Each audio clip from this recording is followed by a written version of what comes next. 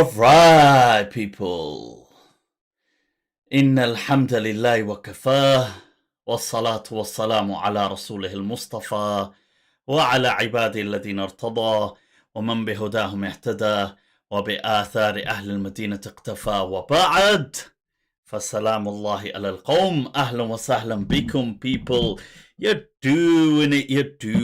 Alright, so what do we have tonight? Just un momento. Let me just bring up for you a picture of our guest tonight, the esteemed Dr. Alia Amir from Sweden, people, a linguistic analyst, all the way, bringing her expertise. Let me bring on live. Why is the button freezing? All right, no, there it is. Assalamu alaikum, Dr. Alia. Ahlan wa sahlan wa marhaban wa shukran. Wa alaikum assalam, shukran. Right, first of all, I just want to thank you for taking the time out to be with us today, to share your thoughts, your experiences and insights with us and the viewers today. So shukran once again. Wa ahlan wa sahlan. Thank you for having me. All right, so I'm just seeing so people, those of you that are not familiar with Dr. Alia Amir, somebody who has specialized in linguistics and languages, and especially conversation analysis, and we'll speak a bit about that, what that means for some of you struggling with conversations. So Most of us. so Dr. Alia, a bit about yourself, your journey to why this field, something like linguistics, and what it briefly means, just in your words for the viewers. So I've always been fascinated by languages. Mm-hmm. I did grow up in a family where there were a couple of languages being spoken. My granddad actually spoke 5 to 6 languages. So that was an inspiration from a very early age. Mm-hmm. But also how we do things. We do everything through language, words. Our emotions, our personalities, our wishes, our desires, everything is conveyed through words. Oh, okay. Just a thought there. Do you feel our thoughts are in language?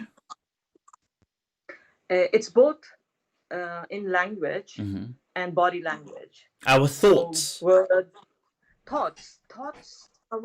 How do you mean? What do you mean? Our thoughts in. So what I mean by that is, you said everything is done in language. We do all of these things. Sorry, there's a bit of feedback coming back into which wasn't there before.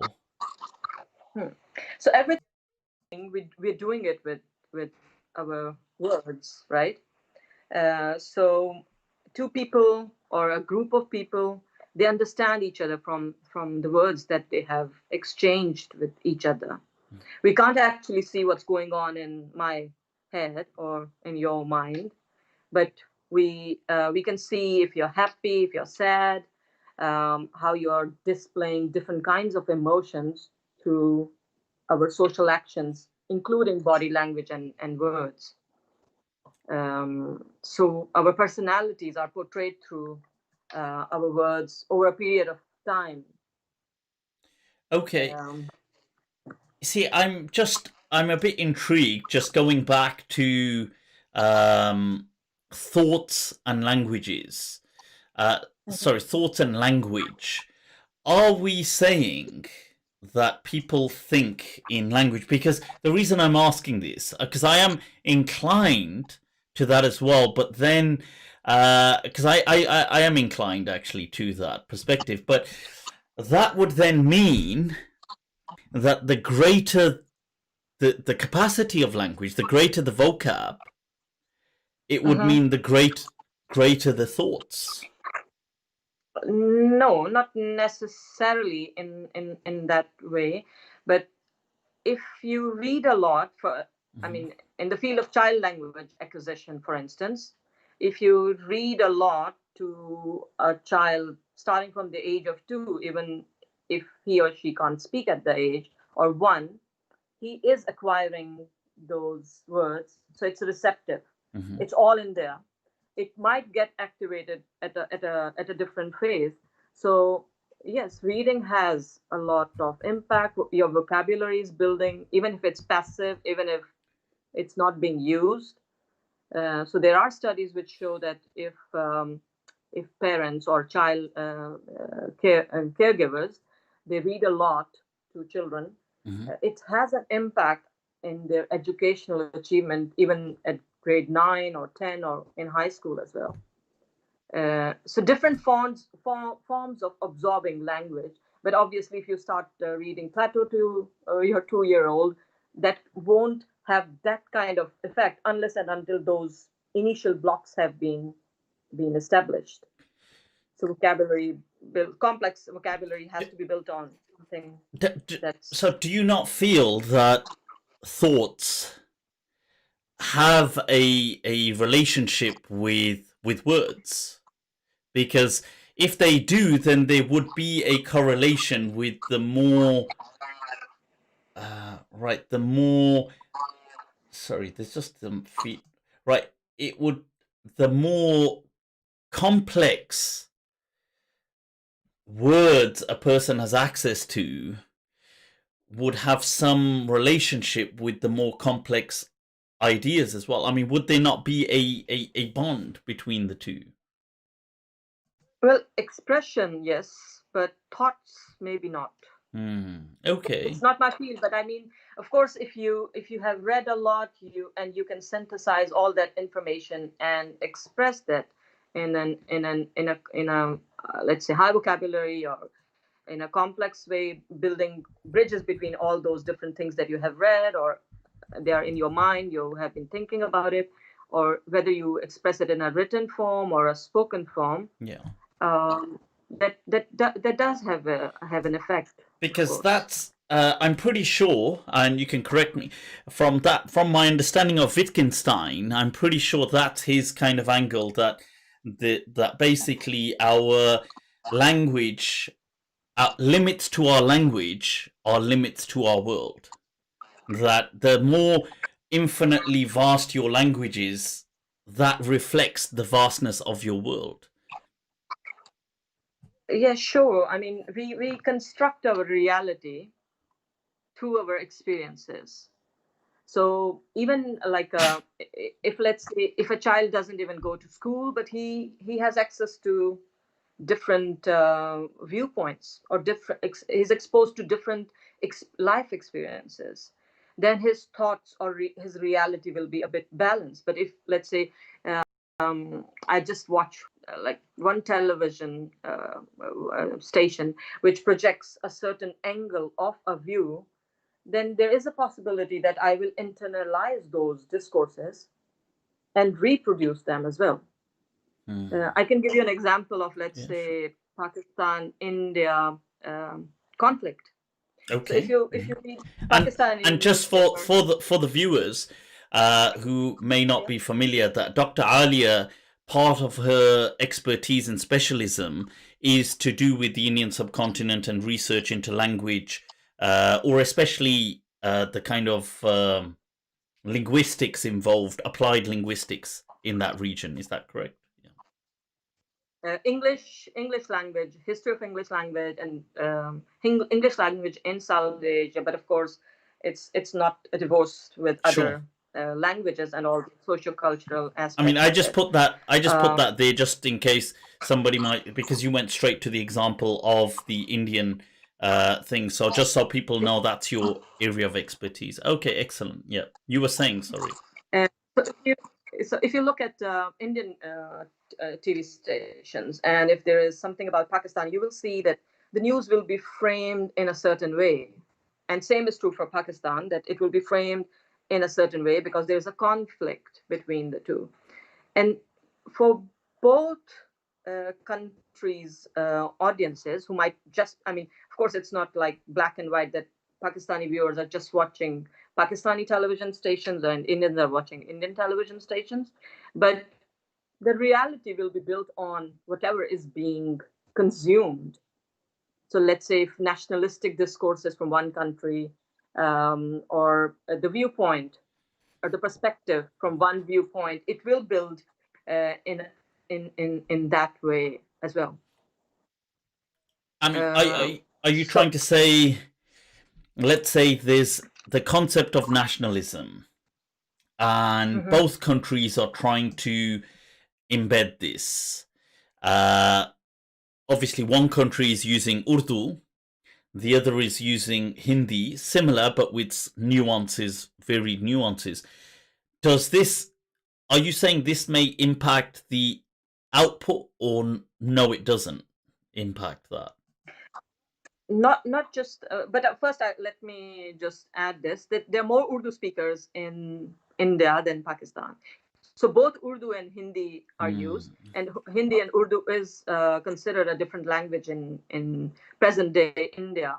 So there are regions like Uttar Pradesh, UP, where Urdu is the main language, and there have been policies against using Urdu in certain parts, but that's not my main area of work. But what I'm saying is that it's not just the medium of language. Let's say if Hindi is being used in India and Urdu in Pakistan, it's the discourses as well. Like the construction of Pakistan in news channels, like the construction of enemy in the Indian news channels or newspapers as well. And how is that being done? So it's not just at the word level, but it's the discourses of how. Is this the same thing as freedom fighter versus terrorist, selecting your words, people being martyred, being destroyed? Is this what we're talking about? Yes. I mean, if you let's say, I mean, for any news, I mean, these days we are talking about fake news and facts as well, right? But if for any conflict you go and take different newspapers, let's say you take from BBC and then CNN, a Turkish newspaper, and then you take one Indian, you'll see that each kind of news will be constructed in a different way.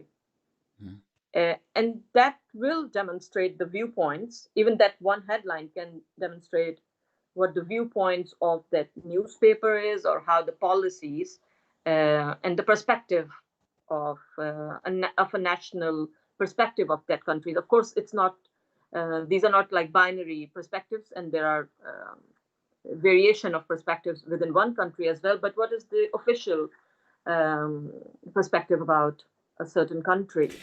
You're saying so people can, and obviously they do, they channel, select, direct certain words and usage of language to obviously influence people. So like you've got in America right now, Donald Trump, this whole thing, trying to reach out to populism, this whole, that kind of far right or the right wing crowd out there. Naturally, one of his big things is immigration. So using certain denigrating words on purpose is this, and you've got some research in this area as well, haven't you?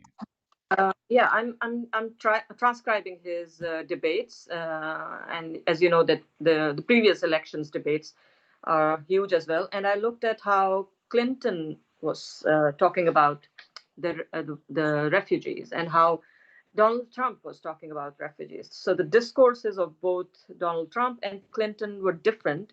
The words were different, but the effect was actually similar. But Trump talked about refugees in a very explicit way and constructed them as something which was inferior. But Clinton used the words very implicitly, so it doesn't. So I'm not saying if somebody's doing that deliberately or not. That's not the aim. And I don't actually go and look at the facts. Like what does Clinton's government did or what did Trump's government did, but just at the word level. Mm-hmm. What is the so what are impact? some of these words as an example, just to get a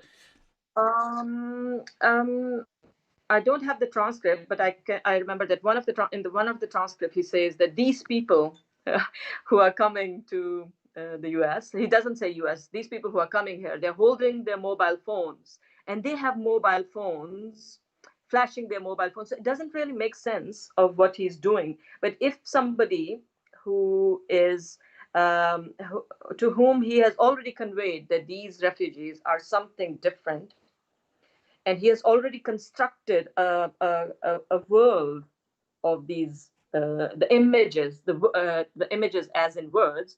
The discourse is already there, so nobody's going to check the facts that it's actually a very small percentage of people who are actually going to the US. The big number of refugees actually live in Turkey, I think not from Syria, but mostly in the Asian countries. Mm-hmm. So it's a very small number. So if you actually look at that, then it doesn't actually make sense that it's a few 100,000 people actually who would probably go there. But the mobile phone that you mentioned, how is that brought into this? So he kind of builds the image of those refugees as those who do have possessions to mobile phones. Okay, yeah. So it's not. So he's like creating an image of people who are coming there without actually needing a place to be, a place of security, giving the impression of luxury and just kind of like scrounging off the US. But also because he further on goes on and talks about security issues. So those mobiles are not just luxury items. So he does that in a very subtle way. He also mentions, for instance, so this is just a small talk of 2 to 3 minutes I'm talking about. So imagine if somebody just watches those 2 minutes and then it's liked and shared and recreated in different ways and absorbed in different ways, because people will be understanding those words from their own perception. So let's say if somebody who doesn't have a job or who already has read certain headlines about, let's say, 9/11 or Muslims do this and that, then it's going to build up on that already built reality. So nobody's going to check the facts about that. So it's the perceived reality, basically. So on that note, you'd said earlier as well, and I know you've highlighted this, about language and it like constructing reality through the language that is deployed.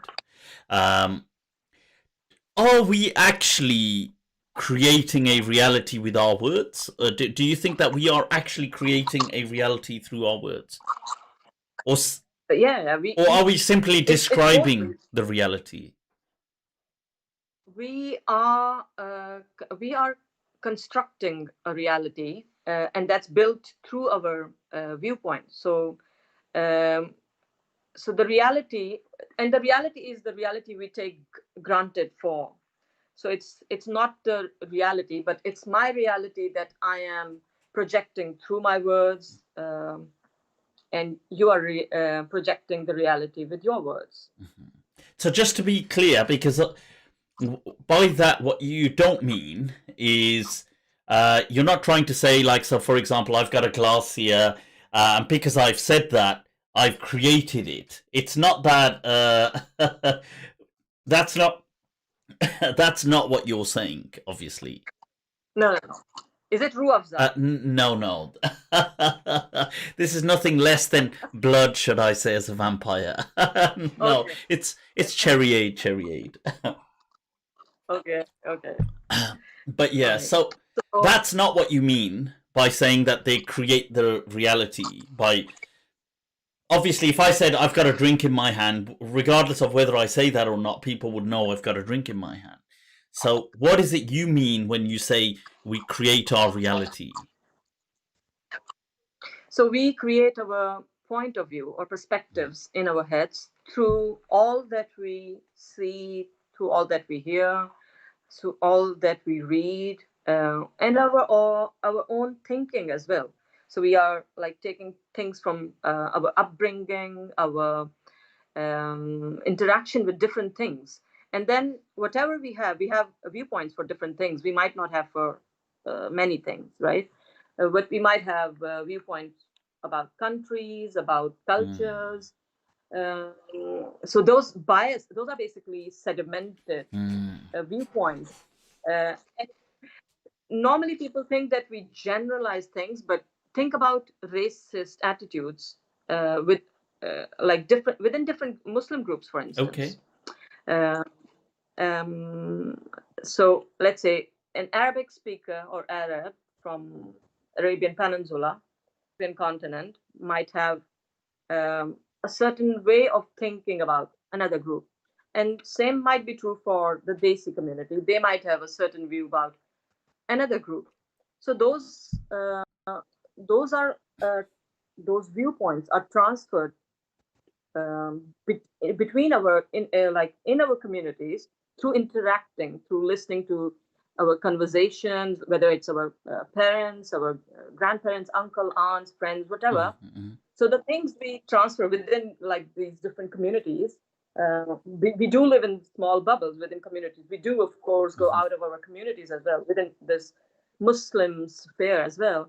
But we do have a certain way of looking at things. I mean, think about Black Muslims, for instance. We do have like, even if we have visions, or not visions, but image about Prophet Muhammad, peace be upon him, sallallahu alaihi wasallam, like how he looked, for instance, or how people looked during his times, how they lived. Sure. So those are the things. Like if I have, like, let's say, read about Muslim history in the Urdu books, Sure. So let's say the words that are used in Urdu, they create a certain angle. And let's say if I've studied that in Arabic, then that creates a different kind of world.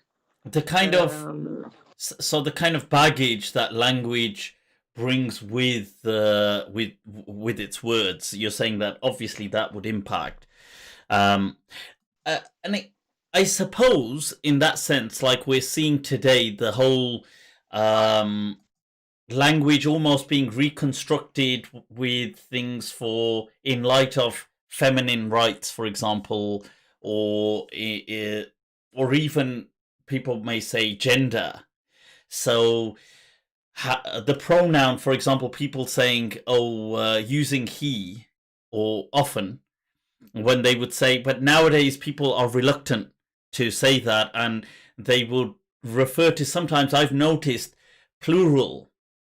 Like they will say, well, themselves, as opposed to, like, if I'm going to say, well, if a person was to reflect on his words, but they would either say his or her, like bring in both, or say their words, make it plural all of a sudden, whereas really that's not the grammatical thing to do. I mean, historically, you wouldn't make it plural, but this is more a politically correct thing nowadays. Is this? I haven't made up my mind about that, to be honest, yet. But I mean, the patriarchy is really seeped into our languages, whichever language it is. There are discourses of like women can. There are, like, of course, let's say if a baby is born and you say it's a baby, it's a boy, right? Sure. That sentence alone means that a boy is better than a girl, and that might be done in different ways in different languages. But Doc, why would that sentence mean that a boy is better than a girl? No, if it is said in a happy intonation, where, like, if somebody says, "Look, it's a boy," and then if somebody comes and says, "Oh, larki ho gayi," or whatever. But, so you say even two words, it does make a lot of difference, not to the baby who is born, but to the people, that it's a happy news or it's not a happy news. But I mean, I suppose I'm just struggling. I don't know if that sentence in itself, even said with exuberant joy, would show that a boy is better than a girl. But unless you contrast it by saying something, unless the person said, "Thank God it's not a girl," then you could Yeah, understand. then of course, yeah, maybe a wrong example, but like in a certain context, Hmm. if when a boy is born and people show that kind of jubilant Or it, tone and explanation, or if it was a but girl when a girl, and they said it in a sorry, go ahead. dull way. If it was a girl and they Yeah. said like, "Oh, it's a girl," so the intonation of the language. Okay, okay, That is of course doing, and that is of course doing things. okay. That's But that. I mean, people trying to reclaim language in light of gender rights? Um, I mean, is this something that you're noticing it now, but and it's becoming policy? I mean, everybody's noticing it's becoming kind of policy. What are your thoughts on this? I think our language has been, it has been for a long time, been a medium where perspective of one gender has been widely expressed. Whether it's, let's say, translations of Quran, for instance, Okay. or tafasir, for instance. I think most of the written word and other books as well. Uh, so it's not, I think, just the gendered language, but also the writers, or because then women bring a different perspective that could also be adding to the way we look at things. But I'm not too sure what like what exactly. Out of curiosity, what are your thoughts? I know this is it just to spring this on you. What are your thoughts on the pronoun he and him for God? Hmm. In English language, I think it should be okay. Yeah. But it does, I mean, for God, it should be neutral. In Urdu, I think it's more neutral, and other South Asian languages. Yeah, you're right. In Uh, Urdu, you can't really tell, can you? In no. Arabic, it is the masculine pronoun, huwa. It's not Hmm. here, the Yeah. feminine pronoun. But you're right. In Urdu, it's just aap or wo or you can't really, I suppose. Maybe in. So if I think about God in Urdu, so I think it's pretty neutral. But in English, it wouldn't be an appropriate pronoun as well. It. They go it. Yeah. Yeah. Who's this it? Who's speaking? Oh, it's God. But maybe there should be another pronoun, because we're talking about a superhuman. Sorry, not a superhuman, but not a Sure. human being, right? So maybe there should be another pronoun created if he is more masculine and she is more feminine. I'm not too sure about it, actually. I don't. Yeah. I mean, it doesn't. Obviously, to me, it doesn't bother me. I think it's fine, but I don't know whether it bothers certain people. I mean, does it bother certain people in light of the feminist kind of thing to say, well, why is God, himself? Why not God herself, for example? I don't know if have you come across these kind of things in linguistics or not? No, not for God. I haven't Okay. actually. So fair enough. Okay. Well, thank God. That would be another crazy level of debate. What do you think of bringing in these pronouns that they're saying for gender neutral, like "she" or have you heard of this? You must have heard of this debate and discussion. Yeah, but yeah, I'll skip that topic actually. Right. So people may not know this, that as I was mentioning, that you analyze conversations. This is what you do as a profession, as an expertise. one, what is it, apart from just analyzing conversations and breaking, utterances into sections and saying, well, aren't conversations just something very, it's just something all human beings do. So what is the effective purpose of something like that? Isn't it just something that comes natural to all human beings? You mean conversation analysis? Why do that? Yeah, Or because what is the end game the purpose of trying to just analyze conversations? Or are conversations more difficult than people assume? No, it's I would actually say if there are like young people thinking about taking a new profession or starting university, that actually there should be more linguists and conversation analysts. We're really in need of people who speak other languages besides English as well, because most of the studies that have been so far been done, the data is mostly from English or Scandinavian languages. There are very few people who can do Urdu conversation analysis or Punjabi and other languages. I think there are hardly 2 or 3 people in the world who do that. Wow. Okay. Yeah. So it's a very scientific, forensic, and I also say it's a very Islamic or Muslim kind of field of study, because it's based on evidence. Okay. And by evidence, if I say that, okay,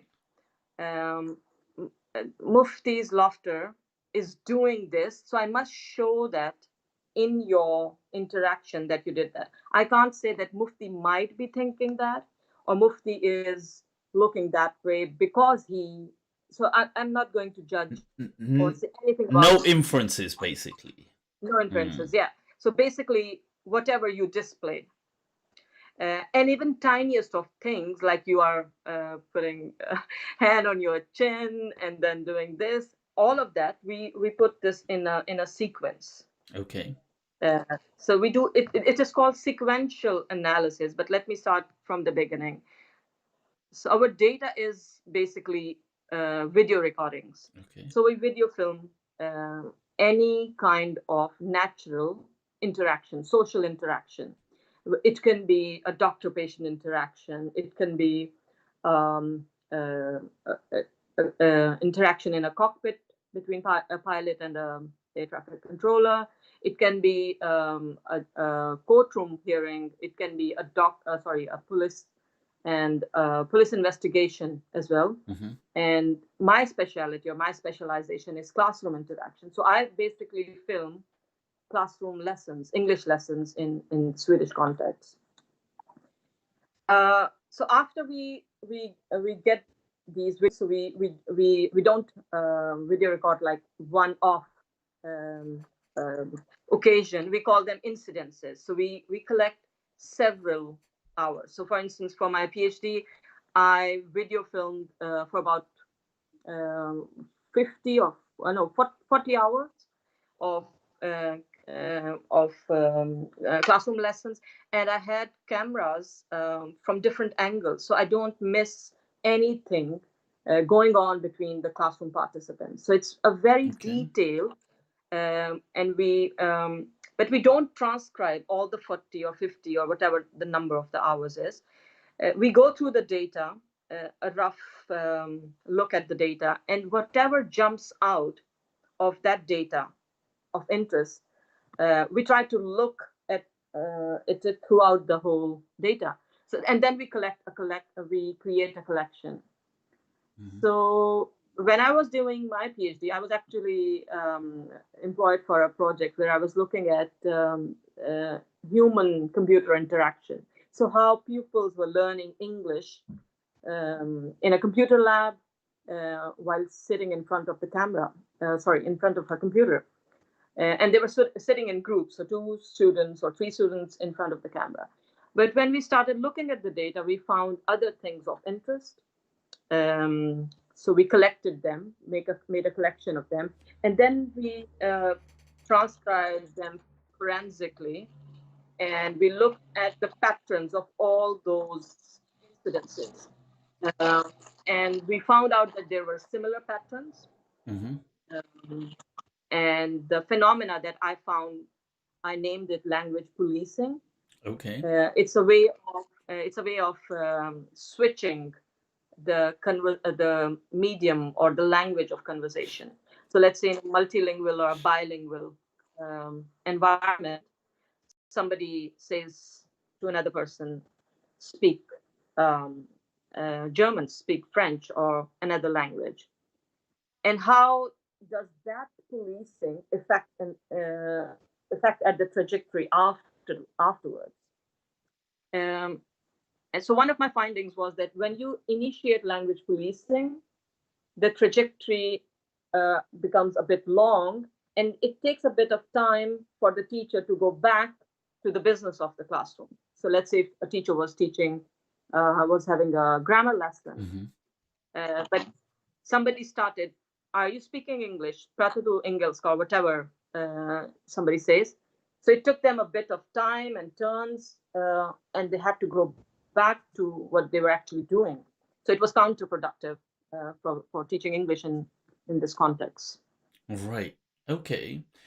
How is, you see, we did, as part of our psychology degree, we covered we covered discursive discourse analysis within as an extension of discursive psychology. How is that different to, because in discourse analysis you have to kind of write out you have to provide transcripts for the dialogue. You then speak about an interpretative repertoire that people are taking these words from, the power positions that are being deployed by certain words. Just so you're looking at what these people are saying. How is that different from this applied linguistic, or is it the same thing? No, conversation analysis and discourse analysis are different, though they might look similar. In discourse analysis, I think discourse analysis is more suitable for texts or policy documents. Okay. If you're studying. And you can mark discourses, and you can see how that is being built. I did that for my master's thesis, and the title of the thesis was Chronicles of the English Language in Pakistan. Okay. I looked at the colonial discourses. So I looked at how the colonial discourses during the British Indian period, and what were the discourses during the present day Pakistan, and I found they were similar. But that was on the text level. I'll come back to that again, because I do want to talk a bit about that. But conversation analysis, you can study all sorts of verbal communication as well as social media communication as well, because we look at things in sequences. How are things being initiated, and how they are paired? What's the difference between one utterance and how far does the second utterance comes? We even measure the pauses. So we use actually softwares to measure the pauses. Okay. So if I'm studying, let's say, when I was transcribing Donald Trump, it took me about a few weeks when I was measuring pauses. Imagine listening to Donald Trump several times. Quite a bit of a fun job you've got there. Yeah. But we have, just like people in the natural sciences have lab, we actually have data sessions. Very frequent data sessions. So we take our recorded data to those sessions, and we look at it together. And then we analyze them. So it's a very robust kind of analysis built together with many people. Sure, I get that. So you said that analyzing the discourse. Analyzing the discourse from the British Raj in India and analyzing the discourse now, you found similarities. What are the similar discourses in India, Pakistan today, and that were from the British Raj? What the colonial period? Yeah. So the colonial period. So the present day, so I only looked at the present day Pakistan's policy. And the British Indian period was, so let's say Pakistan and India came into being in 1947, right?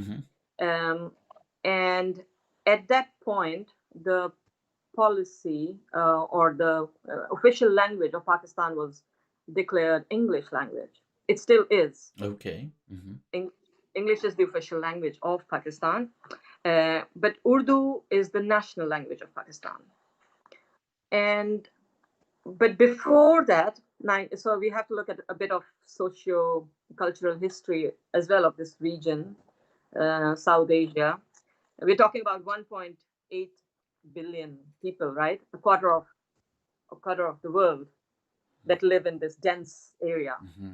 And this is also, from a linguistic point of view, it's considered a very some people consider it a very problematic area.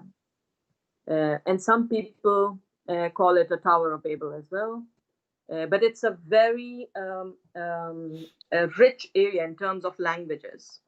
It's not, I mean, there are no monolingual countries as such, but can you guess how many languages are spoken in Pakistan? In Pakistan, how many languages? I don't know. I would have thought maybe, you see, it depends how you're... Nobody Google, please. No, it depends how you're kind of grouping them, but I would have thought maybe there's about languages. Is that... Hello? Oh, you're back. No? Yeah. Hello? Oh, sorry, we kind of... sorry. I don't know what happened. Okay. Have your viewer guessed the languages? Right. Do you see? I'm just... no, I can't see them guessing, but I had assumed, are there about 10? 74. 74? But are these distinct languages or dialects? No. These are distinct languages. So if you want to double check, you can go to Ethnologue. There are like 10 troubled languages, two dying languages as well, but 74 languages.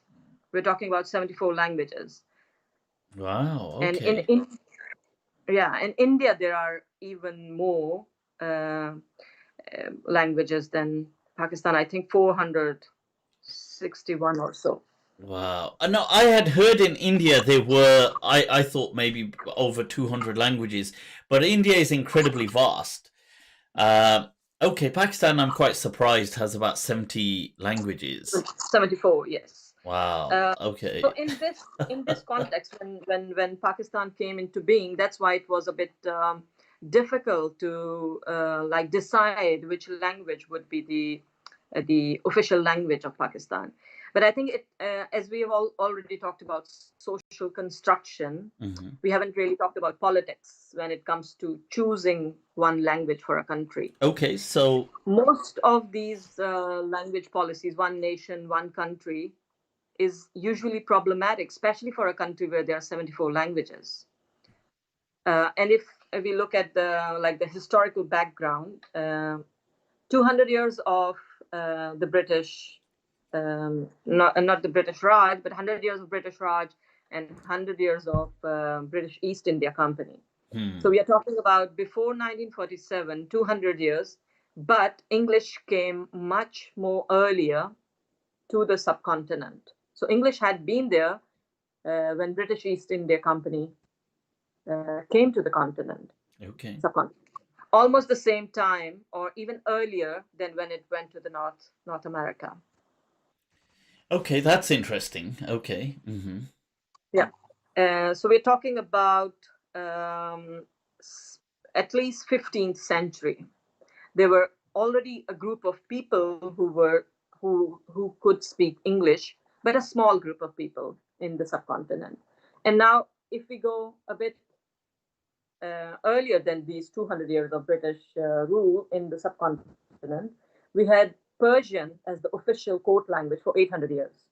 Okay, yeah, that's true. Yeah, that's true. And before this Persian period, we had Sanskrit.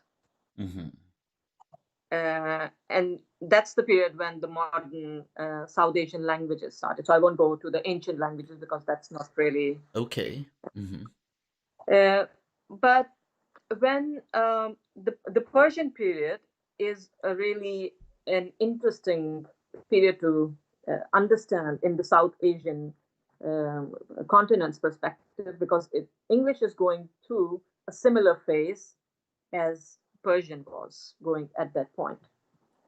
Now, when the British came, they actually displaced the Persian language, and English became the language of the official language. But it took them about 100 years. The first 100 years, they were Orientalists who actually developed dictionaries for local languages.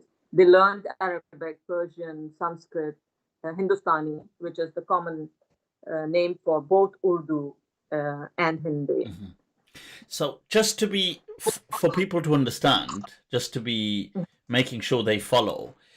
So what you're saying is that Persian in the past was really, and by official language, you mean the language, the kind of like legal language and the language of the courts, which maybe the aristocrats spoke officially, but it was not the language of the people on the ground. So language of the court, but language of literature, official language was Persian. And in certain regions of South Asia, there were always multiple languages. So, for instance, in Kashmir, Persian in in that context is really an ideal area to study, because it wasn't as is perceived by many people that Persian was the language of Muslims, but it was actually adapted by the local non-Muslim groups as well. So Mahabharata, Vedas, the Hindu religious books were translated into Persian, and Sanskrit became a smaller language. That's where, sorry, in Kashmir? In Kashmir, yes. Okay, but well, I don't get it. Were they speaking Farsi? Were they speaking Persian at the time? It was always actually a multilingual, so different spaces, different languages. But Persian was the language of literature in that area. But it was being used like now you see English being used in the South Asian context in certain spaces, right? You have a constitution, judiciary. There are English writers both from India, Pakistan, Bangladesh, and other places as well. So a medium of expression of a certain class, but it was widespread, much wider than the English language. Because it's the kind of lingua franca, so it's seen as the language.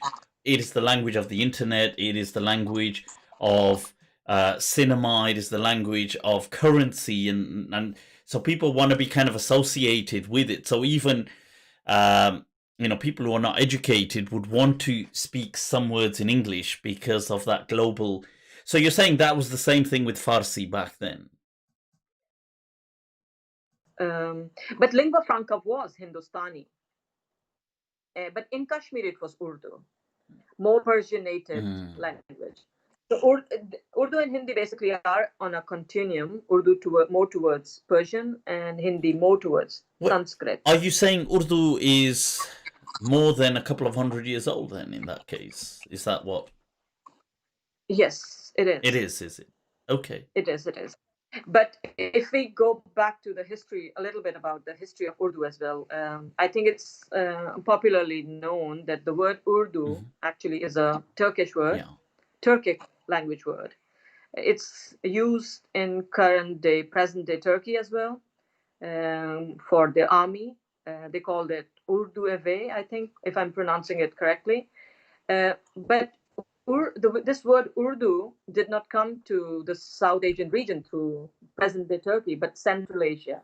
The Turkic people, so not to mix it up with Turkey, but where the people come from. Central Asia, yeah. Central Asia. So basically it started with Mahmud Ghaznavi, I think it was the year 999 approximately. So he 999. ruled 999.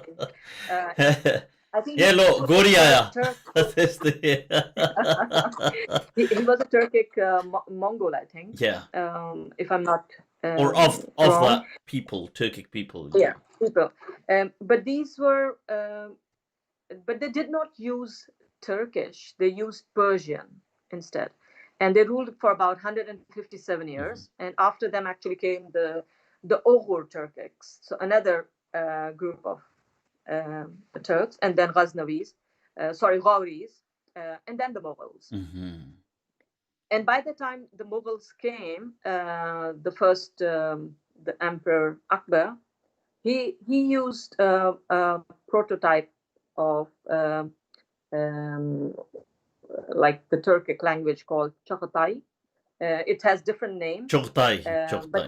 Çağatay. It's an extinct language. It's not spoken now, but there are several Turkic languages that originated from that language. Like the Praktic language is the origin of many South Asian languages. Sorry, not Akbar, Babur. Babur. Okay. Do you feel the Prakrit language is I mean, would you put it on a level with Sanskrit or pre-Sanskrit? Are you putting it?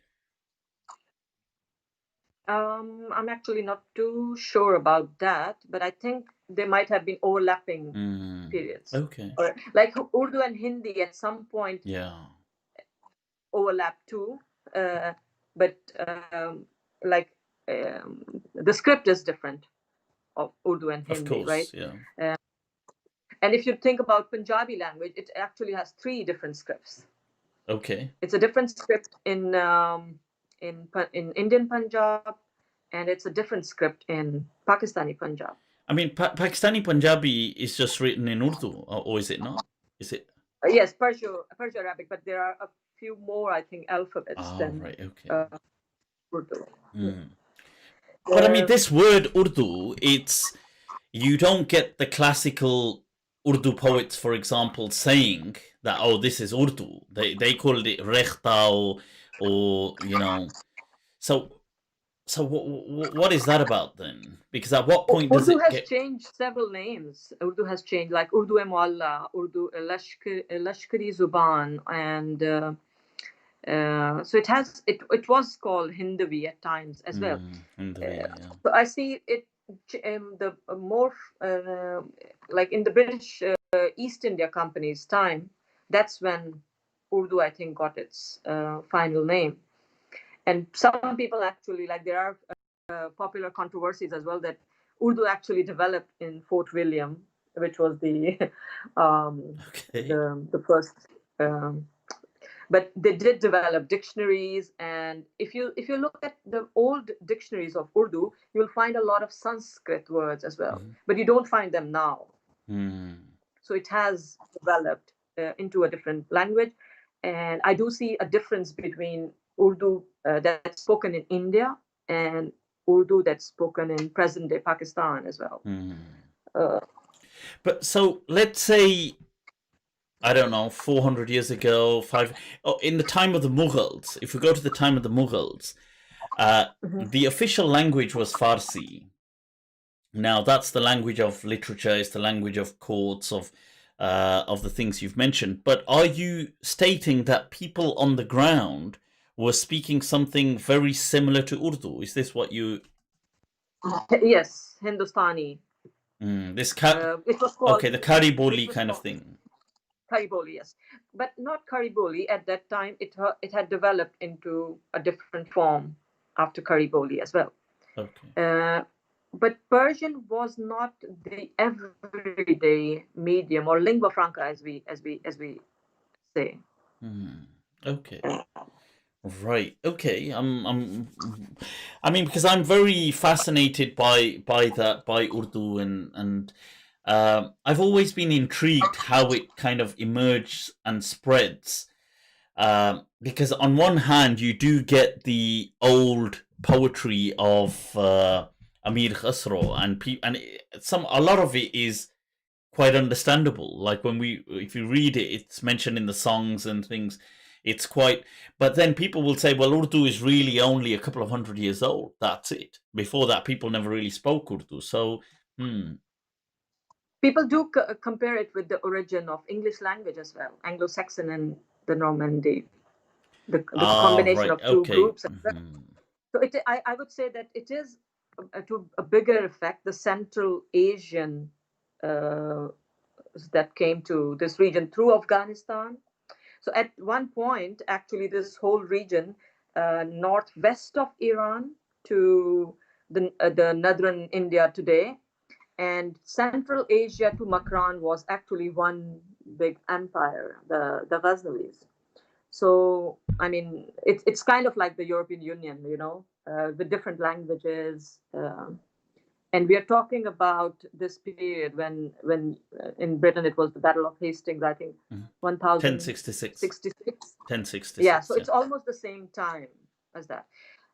The only difference in the South Asian languages is that not all languages have been developed as a written language except Urdu, but other smaller languages too, Punjabi as well to some extent. Even though in the present day Pakistan, Punjabi is the biggest language in terms of the number of speakers. But it's not kept or maintained or transferred to future generations as it is in Indian Punjab. Okay. So that's the difference. You feel it's a dying language? It's a dying language. So I can give you one evidence that it's not taught as a school subject in Pakistani Punjab as a written language. So that's one proof. So it's not being transferred. So people born after the 70s, because in 1979 it was the Pakistani president Ziaul Haq. He wanted to change, and he called Islamization and Urduization of the whole country. And he did give people a notice that everything will be in Urdu, but people actually revolted against that. And many of them actually were from the Punjab region. So it was in the newspapers that they don't want the schools to be Urdu medium because there is a stigma attached to languages, and they are in hierarchies. So that was one of my findings. But isn't Urdu seen as like of an upper class system? In Punjabi context, yes. Urdu is considered more polite. Punjabi as a more rude or a crude language, because parents might not speak that outside with their children. And after the 70s, it's my personal observation that people do not speak with their children in Punjabi in the urban settings. In the rural settings, it's still being spoken. So that's why I do not see the statistics of language speakers from Pakistan as correct, because, for instance, Pakistani statistics are, and many researchers also quote those statistics, that only 7% of Pakistanis speak Urdu. How much? 7%, yes. Okay. And that's which is absolutely not true. People are voluntarily switching to Urdu, and there is also a switch from a certain class of people to use English as with their children. And that brings me back to the question you asked, the findings of my master's thesis. So I saw that English is definitely at the topmost hierarchy of languages in the Pakistani context. And then we have Urdu, and then Punjabi in the Punjabi context. But Punjabi is actually a dying language in the Pakistani context. And so in the British Indian period, in 1835, there was a person called Lord Macaulay, Lord Thomas Babington Macaulay. So in 1835, he proposed to the British Raj. He had a proposal called Minute on Indian Education, which is a very notorious piece of document. So I studied that. I looked at the discourses. So he calls the local Asian languages rude languages. Okay. And Rude. he says rude. Rude. Okay. Yes. The exact words are actually rude languages, and he says that all the languages of the East cannot produce what the European languages produce. And did he understand things like Urdu? He could understand the languages? No. But I mean, that was he says that the European languages and English language is the language of science and technology. So he even mentions Sanskrit, Arabic, and Persian as languages who cannot be used as a vehicle or a medium to teach science and technology.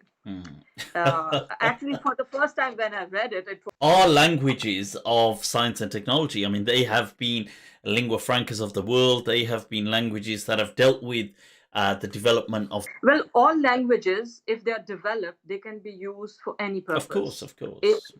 Like, for instance, Urdu borrows a lot from English language. There's not a tradition, for instance, for creating words. Like, I don't know if there's a word for refrigerator, maybe fridge, but like computer. So we have a tradition of borrowing words, which is fine.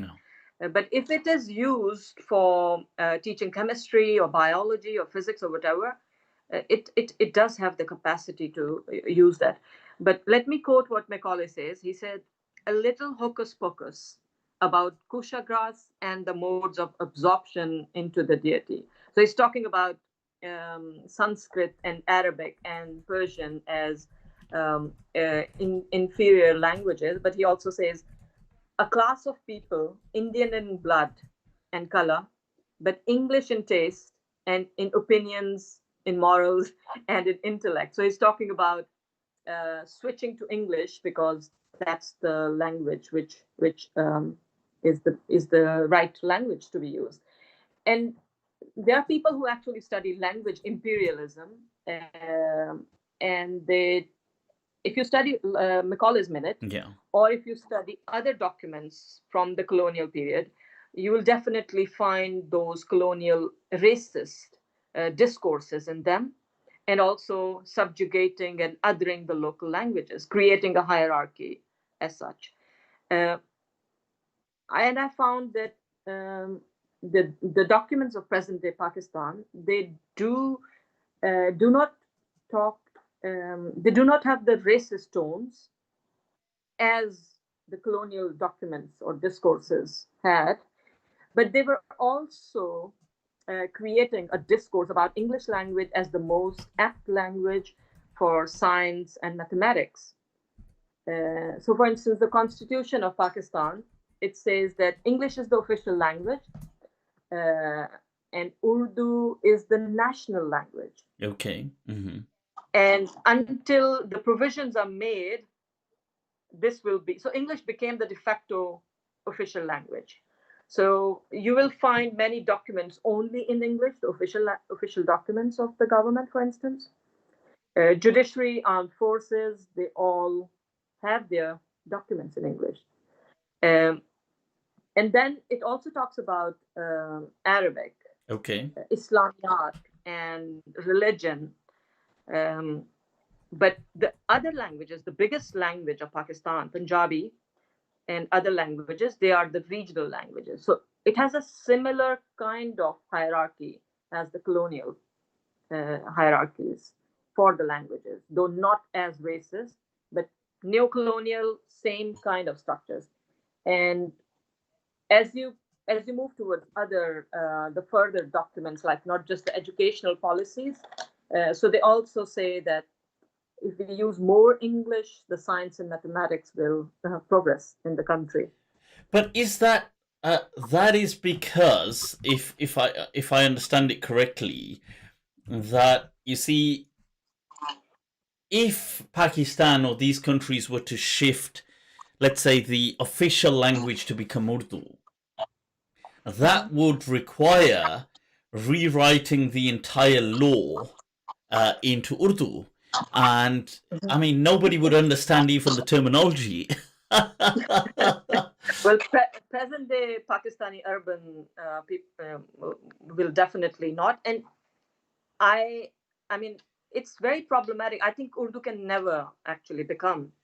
Yeah, because I feel that some languages are, you see, they are self-generating, like like Arabic. Arabic now has an ability to generate its own words. It has root words. It generates, if there's something that needs to be done, it will relate back to traditional words. Like, let's say you take the word, I don't know, like a mobile phone. Now they would have a word, jawal or naqal. Now what this comes from the word to move around, like as in mobile. So whereas Urdu, what it will do is it will always just borrow words from people. So it will just borrow the word mobile from the English language. So this now isn't what the problem with that is. If to native Pakistan Urdu speakers, they have to learn that word from blank, like, because unless they speak English, they wouldn't know what it meant. Whereas an Arabic person, even if he didn't know what a naqal was, he could understand it means something of movement because he understands the root structure of the word. So if they were to replace, let's say, the law with Urdu, to turn the entire legal system into Urdu, they wouldn't have the vocab. Like, they would have to borrow Arabic words and Farsi words for everything. Yeah, but I mean, linguistically speaking, that's not. I mean, Urdu is not just and the politics and different groups. Urdu is considered still a language, the first language of a minority, the first language of those who migrated from the present day India and migrated to Karachi. Uh, but also, I mean, at some point in the beginning of my career, I did think, okay, English was an imperial language. It's not a language. But now, when I look at it a bit more from the beginning of the history of the English language in the South Asian continent, and also that, according to some researchers, English has become the language of Islam as well. If you think about it in terms of a lingua franca, and also all this Muslim literature, Muslim podcasts, and Muslim across the Atlantic Ocean, you can see that English is being used by different Muslim groups as well. So there's a lot of literature in that sense. Sure. As well. I mean, but you would feel that, let's say, certain language, like I do love Urdu. I love the poetry in Urdu, and I do speak Urdu, my language that could. I do feel it is defective. I would assume that it is defective because it doesn't have in itself, like, all it does is just borrows words. So fine, because that's considered the brilliant quality of this region, that it adapts like it did for Persian. So the Persian language, for instance, brought different concepts, but what the Indian Persian, so Indian Persian is considered a different form of Persian from the other Persian. Right, okay. The South Asian Persian. What we did to the Indian Persian was we brought in all the concepts of the different local languages like Sikhism, Hinduism, and Muslims, and Punjabi, and Marathi, and Bengali, and all those languages. So all those concepts also came into these languages. So I don't actually think Urdu doesn't have that possibility. But the thing is, now that Pakistani English or South Asian Englishes are also established. Also, on that note of Urdu, I feel that one of the problems is Urdu. So in languages, you'll have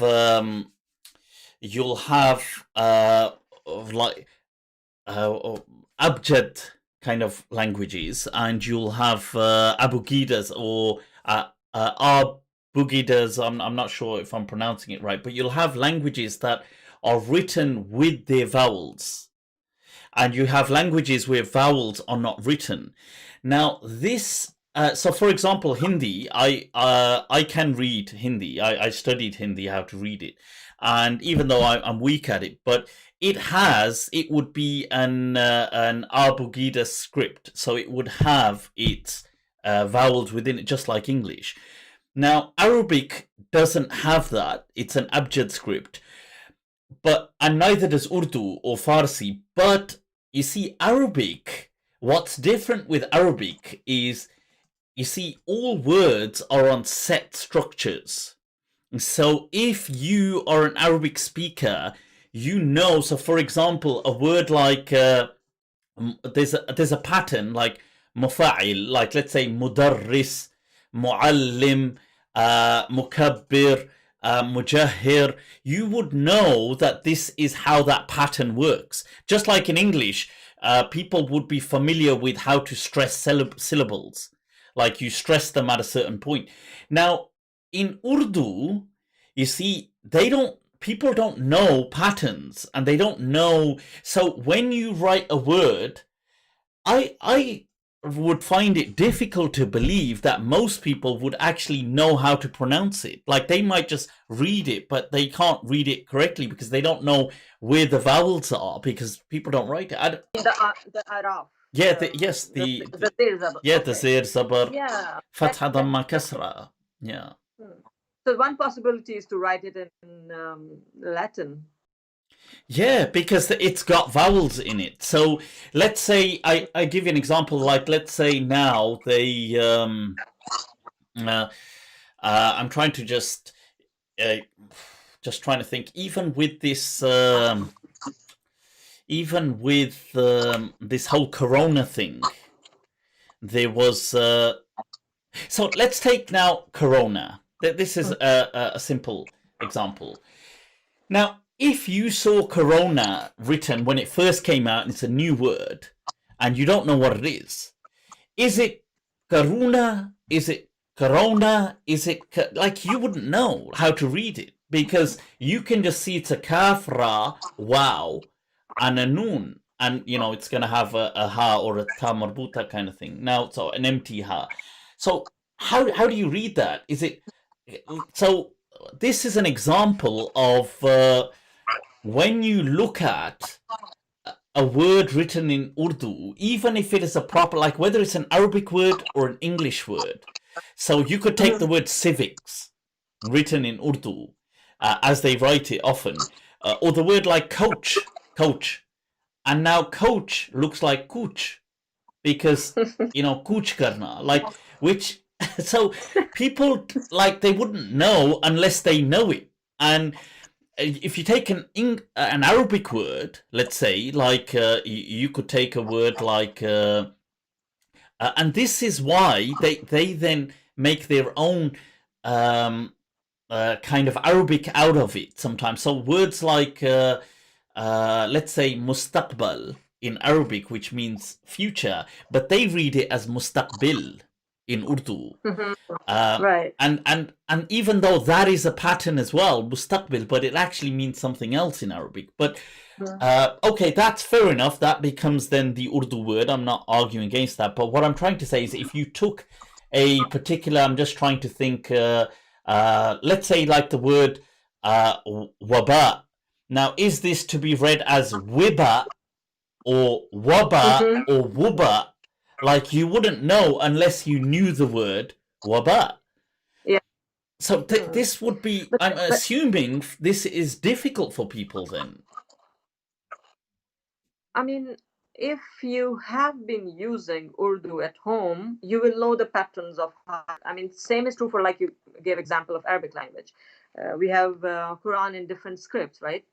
But a South Asian script, and if the people from South Asia go to Saudi Arabia and they see the Quran without those signs, it's difficult for them to read because they don't know how to do that. You see, the difference is that when Arabic people at home, they use similar words, those words are from their language. So they would know that, like, because they've used the word, let's say, mudarris, and they see the shad on the middle letter, they know this would say musallim, because that's the pattern. But when an Urdu person reads these words, Arabic is not his language, and they don't speak Arabic at home. Neither is English necessarily their language. So to them, these are entirely foreign words, like, except they've just got a familiar script. So do they read it as... and every time the government or people would introduce new words, because Urdu, what it does is it just borrows words. So it will take it from Arabic. Now, but this is my point. The common person doesn't speak Arabic, so he doesn't know that this pattern works like this. So I've always pondered that, how do they... Because this must be incredibly difficult for people, because they're reading it on there. Like, let's say the word fuqdan. Now, the lack of something.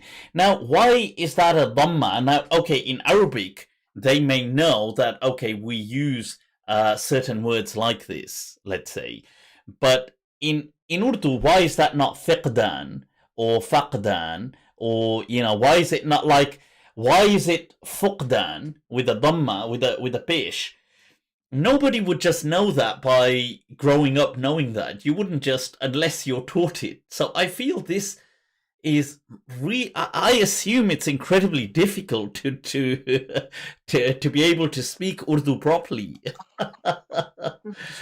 Yeah, the thing is, we have two main varieties of Urdu. So high variety and low variety as well. So everyday Urdu is very basic, without difficult words. So I think fuqdan would be used by somebody who is educated, not somebody who is unlettered, right? So there will be a difference between like you mentioned, a difference of vocabulary. So high Urdu has a lot of Arabic and Persian words, which won't be the everyday Urdu of, let's say, young people going to school, unless and until they have read a lot of Urdu, but that's written language Urdu, not the spoken Urdu. And there will be difference between the Urdu spoken in different parts of Pakistan as well, I'm assuming.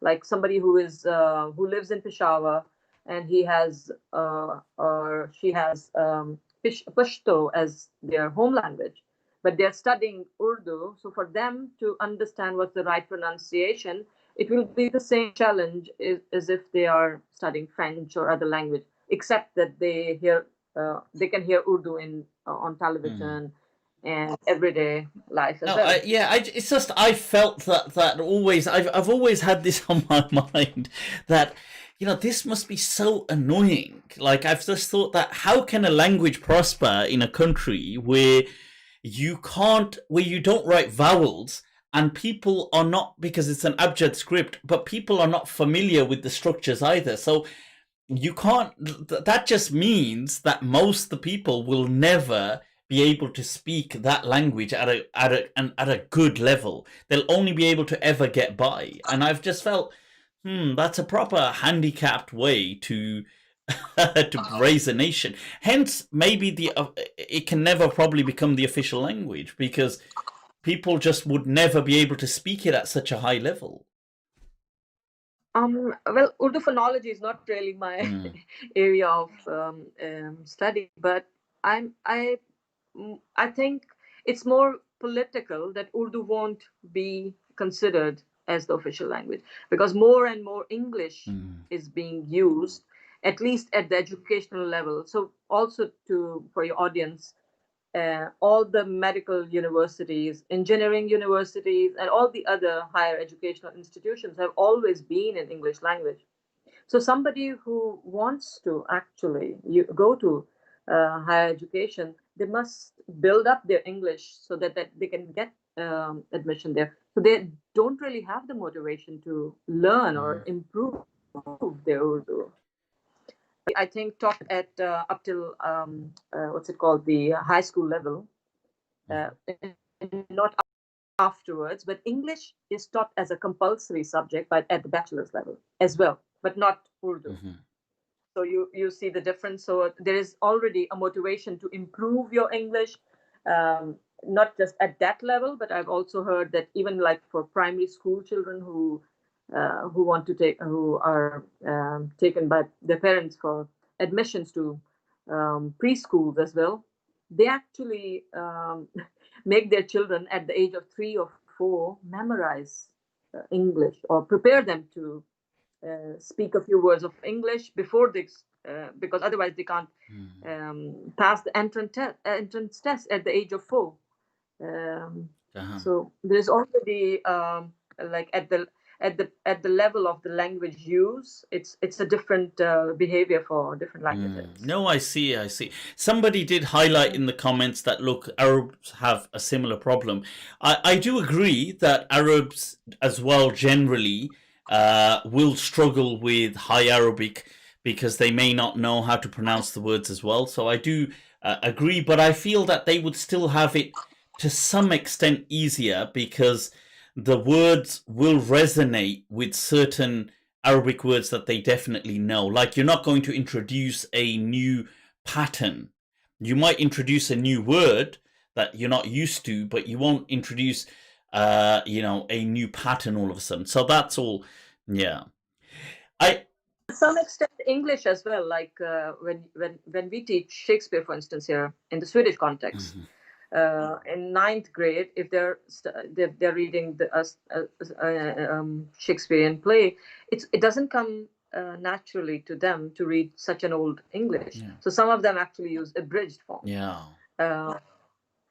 Because it's Swedish and English are totally different languages. Yeah, that's a good point, actually, because you get sometimes it's easier for outsiders to sometimes be able to read something, because if you're close to it, what you know, your medium sometimes becomes a hindrance. It's, as you're saying with English. So because with Arabic as well, if you learn Arabic from scratch, so I learned Arabic from scratch. Now, I mean, I speak Arabic fluently, but if you see, because I learned it from scratch, what is called High Arabic or Al-Arabiyyat al-Fusha is for me very easy, like to read, what the language of literature, that is the natural default Arabic for me, and I would struggle with something contemporary. I mean, not necessarily if it's modern standard, but if even some modern standard things are not as smooth to me as something of literature is. But if I was Arabic speaking, then that would be, I'd struggle with that because that isn't your natural way of speaking, is it? So that's a very good point. I can I do agree. Like some researchers, for instance, say that academic English writing is a second language for everyone, including native English speakers, because that's a genre that you have to learn to develop. And as you mentioned, Arabic, I grew up in Saudi Arabia. So for me, the everyday Arabic is much easier, but I won't like to read a complex Arabic book, like a literary Arabic, but everyday, like television plays, cartoons, or those things. And I might find other Arabic, like dialects or Iraqi Arabic, I find pretty hard than the Saudi.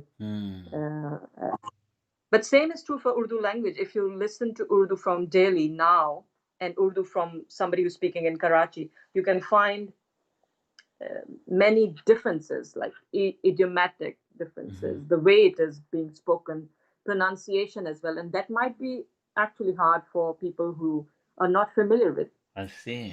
Same is true for English language as well. Okay. You said as well, Dr. Alia, that you'd been part of your analyses and evaluations has been seeing how language has been shaped, including that of people I know you've mentioned politics and stuff, but also relationships or people trying to. How has this, how has this language changed?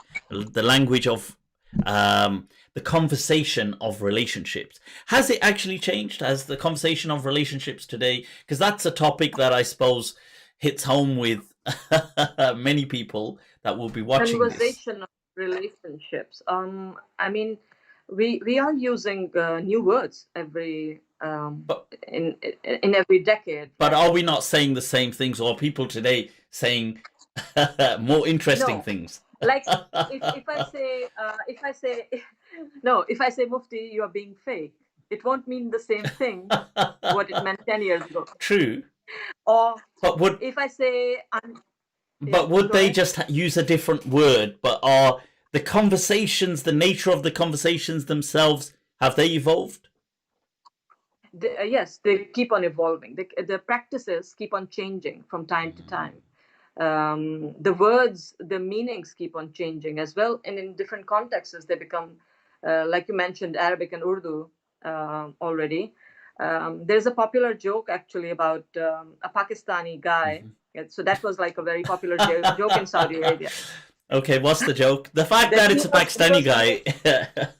Yeah, so it is a joke. Crying in Urdu.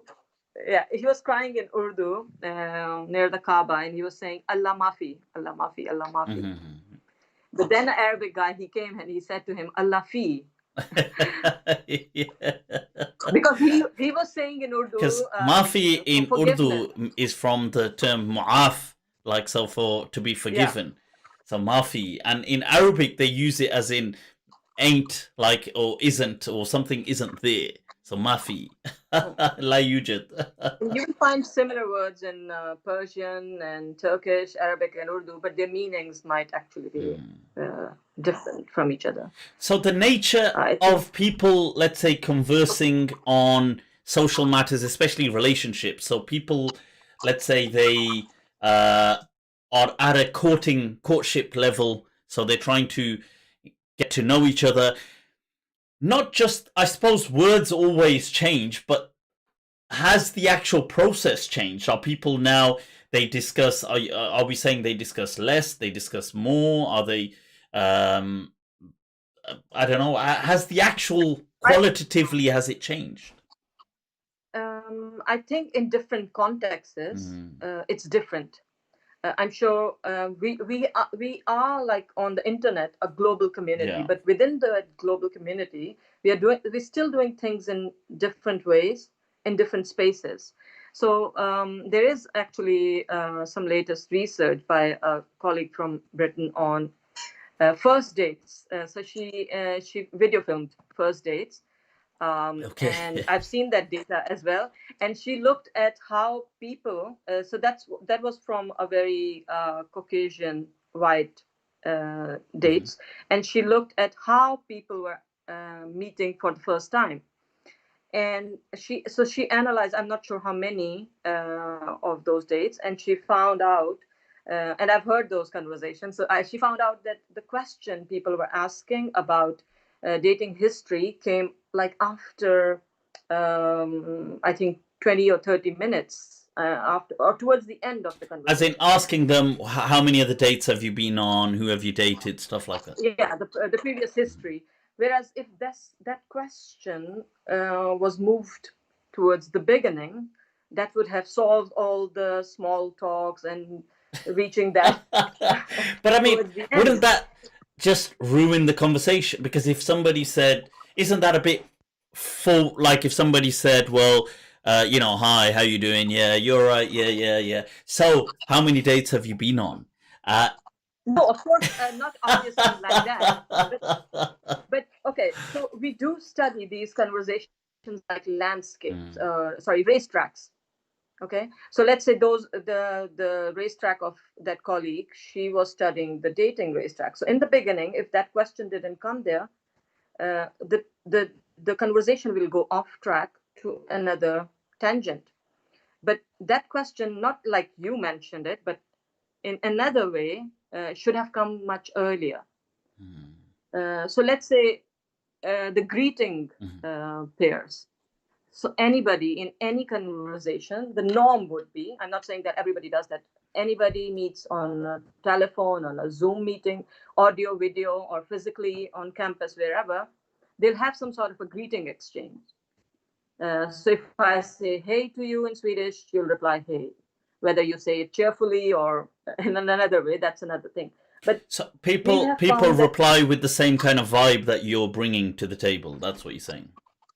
So if you're, no, I'm so not if you're saying saying like, that's not necessarily okay, true, but you do change the vibes if you do that. that is true. Yeah. But what I'm saying is that we call them adjacency pairs. So they are pairs, these greetings. And they're usually found in the beginning of any conversation. But if you find that that pair in the middle of a conversation, like we start chatting and then assalamu alaikum. So that's that's called split personality. You go. So talk is basically very systematic. There are other adjacency pairs as well. So we can actually, if we see, let's say, if we read some, so this method, let's say if I was given like 20 emails of somebody, I can use this method or any other discursive linguistic method as well to track patterns, and I can tell you a lot more than what you see. So one different word can also give a lot of details about that person. So are people today, when they are in these conversations of, let's say, courtship or relationships, are they discussing different kind of themes and discussions than people previously, or are they discussing more, less, or do they omit certain things altogether, get straight to business nowadays, or is it like people are like, no, they still go through words are different, but are people still having the same kind of conversations people have always been having previously? I'm sure the conversations have changed. Yeah, I mean the themes have changed. So, like, obviously, I'm sorry. Like today, if somebody's talking about Donald Trump, oh, do you think Donald Trump's going to become president? Do you think so? If you went back 50 years, they might be talking about their prime minister of that day and age, but really the discussion is still kind of the same. It's just different characters. It's very systematic, this whole dating landscape as well. Mm-hmm. So you have the similar kind of patterns, but obviously, now we have internet as well. Yeah. So internet might bring in different topics, and different ways of doing and saying things as well, and also depending on socio-cultural differences, upbringing, and what they have internalized from their previous interactions in different settings. So that would definitely have an effect. But if somebody is willing to let me observe, I'll come with my video camera and I can give further details about that. People, you've heard it. If you want your conversations being recorded, in addition to the secret intelligence services, but you can also contact Dr. Alia. That's gotta be. Services do really like our profession, actually. Seriously, okay. Yes. Right. You know, analyzing words and analyzing a dialogue, even though we don't call certain things within a religious discourse a dialogue, but it is, I suppose, ultimately it's a kind of expression. If we go back to scripture, the Quran, out of curiosity, this is just curious, it may not apply, do you feel that things like this analysis of words, it has some applicability to religious scripture, to Quran, or not really? That would be a mistake. Oh, definitely, yes. How so? I mean, you can look at discourses. You can, for instance, look at intertextuality between different scriptures. I think, look at Bible or and Quran's Adam and Eve, I think, for some assignments, and I did find that there were similar intertextual patterns in them. But there can be different ways of looking, like how the metaphors have changed over a period How of the what? time. Sorry, the metaphors. Metaphors might have changed in language use. They might have been different. But also, are you talking about Arabic or translations? Because I think there's a lot of need to study translations. Are Okay. we creating a similar world through Urdu Quran to Persian Quran to Wow. French or Okay. Swedish? Because I So that's suppose, I suppose because as we're translating, if we're we're kind of reconstructing a particular interpretation which could then get kind of locked in. Like, so for example, if a person is always translating every struggle in a military sense, he's even though the word could mean that, but if they always coming from a position, from a power position to generate power or to this would then shape the reading of all the people that read that. yes, for that language group. And I mean, I see that. I mean, if you look at different language groups, then that's how, I mean, that was Quran is at the, let's say, at a textual level, but how we have interpreted it and how we are performing our Muslimness. uh, if you go like between different groups, you'll find so many differences. An example that's coming straight to my mind is, and I've spoken about this on my Monday nights sometimes, that you have certain words in the Quran that are being that are said. Are they descriptive? Are they prescriptive?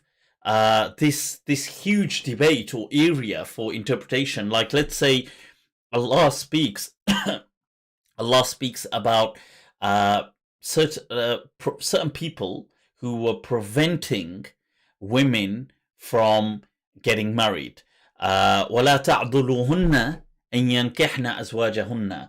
Do not prevent them from then marrying their husbands. This was if sometimes people had feuds, but the woman wanted to marry such and such, but maybe the parents, the father, or maybe the patriarchy, whoever it is relevant, it could be brothers, uncles, the tribe.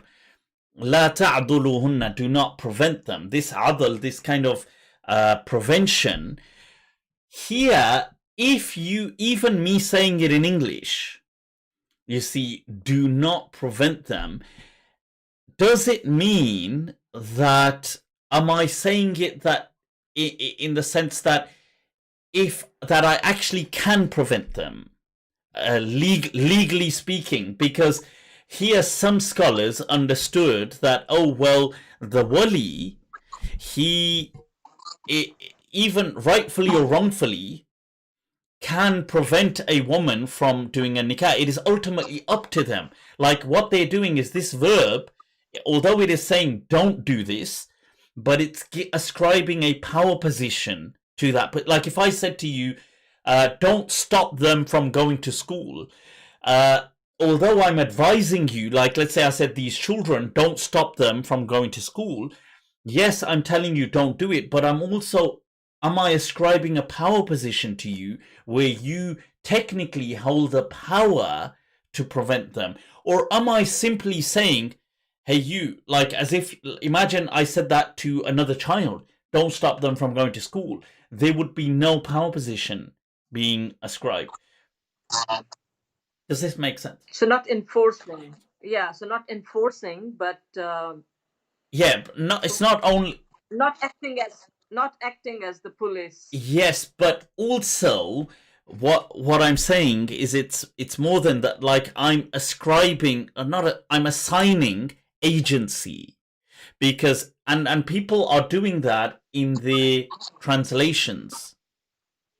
Yes, yeah, and there are, I think, several examples of that. If you, I mean, one word that you probably you can answer that question better because you have such vast knowledge about the Deen. It's the word Muslim, and in the Quran, it's not just for those who are Muslims now, right? It's for all who for the previous groups as well. Okay, like to Or how has submit, it been? those who have submitted. Yeah. Okay. Isn't it for everyone who has submitted to God, or is it for those who have accepted? But has the word changed its meaning now in its current form? Are we understanding it from like different angles, or? I mean, that's a very good point, which I have spoken on some occasions randomly here and there, and it is that Islam, even though the word Islam and Muslim are obviously they are in the Quran, it's not that these words don't exist in the early Islamic discourse, but they don't necessarily go on to mean what they have later on, what they necessarily mean today or even later on. So 100 years after the Prophet, Islam has, you see, it's taken on it's kind of had a more nuanced identity, the words. So so let's say in the time of the Prophet sallallahu alaihi wasallam, did they, or in the language of the Quran, used to go around saying, oh, we are Muslims, or you're a Muslim, mashallah, or you have embraced Islam, or you have even Islam as a term?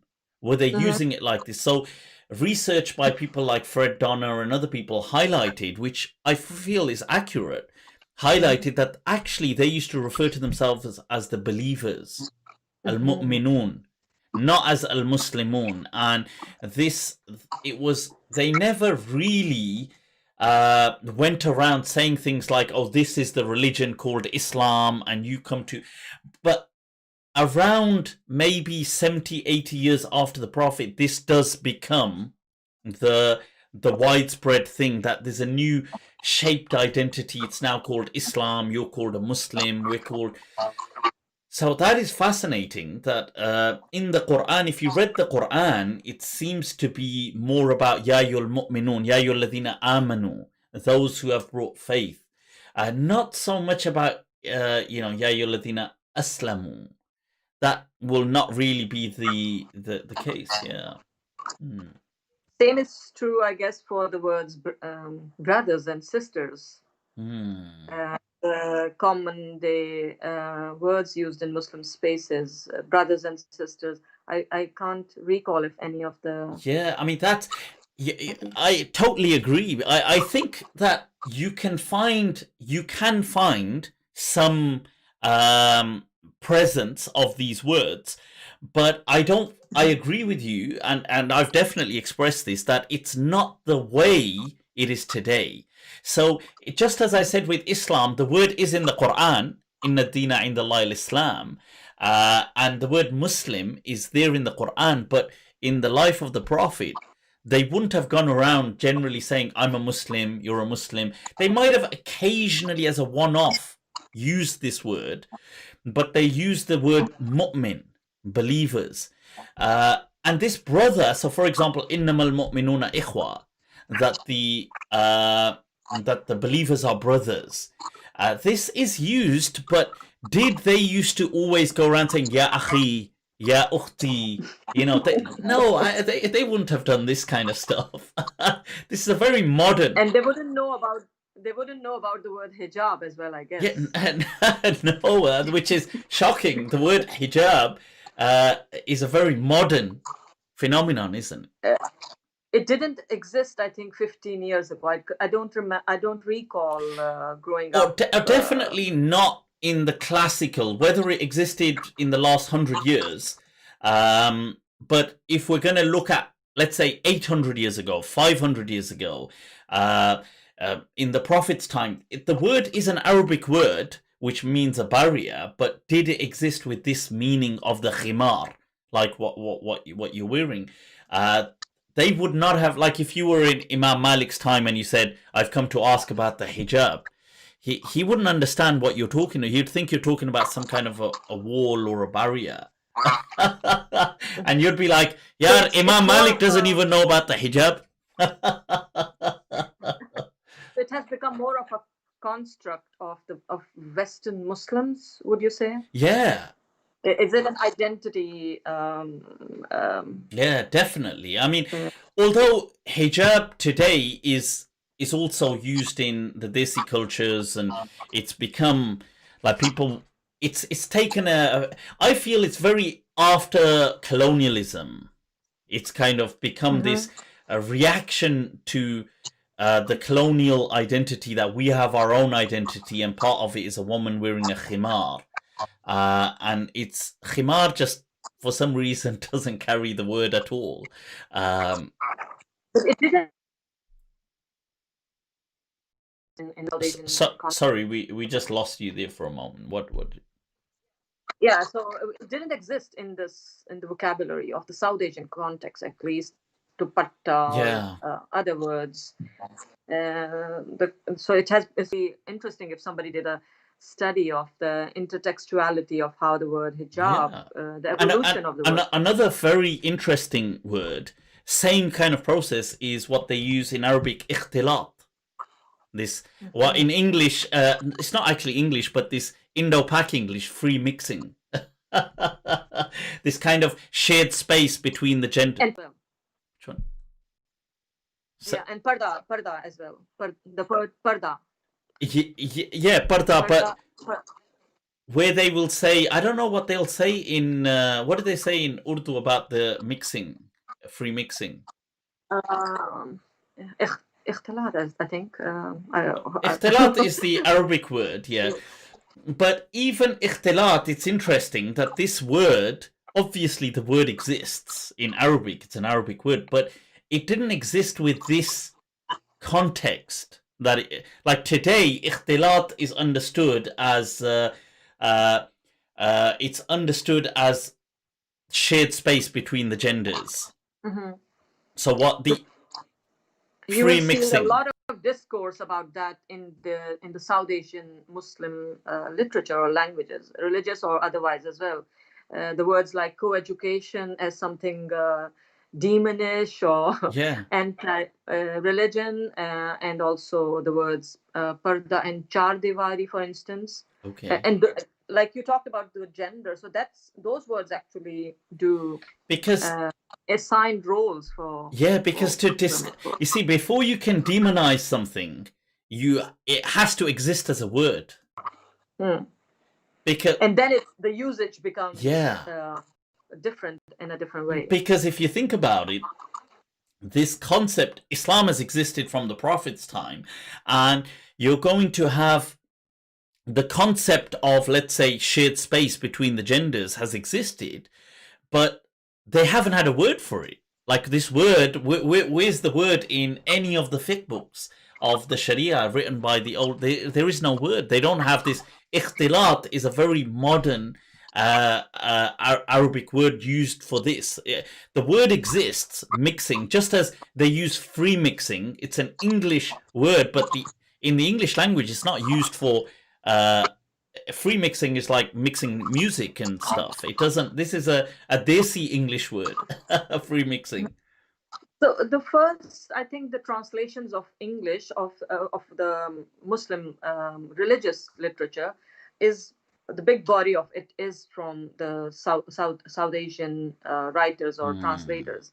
Nothing wrong with that, but there are some concepts of religious, like the parda thing. I don't think it exists in the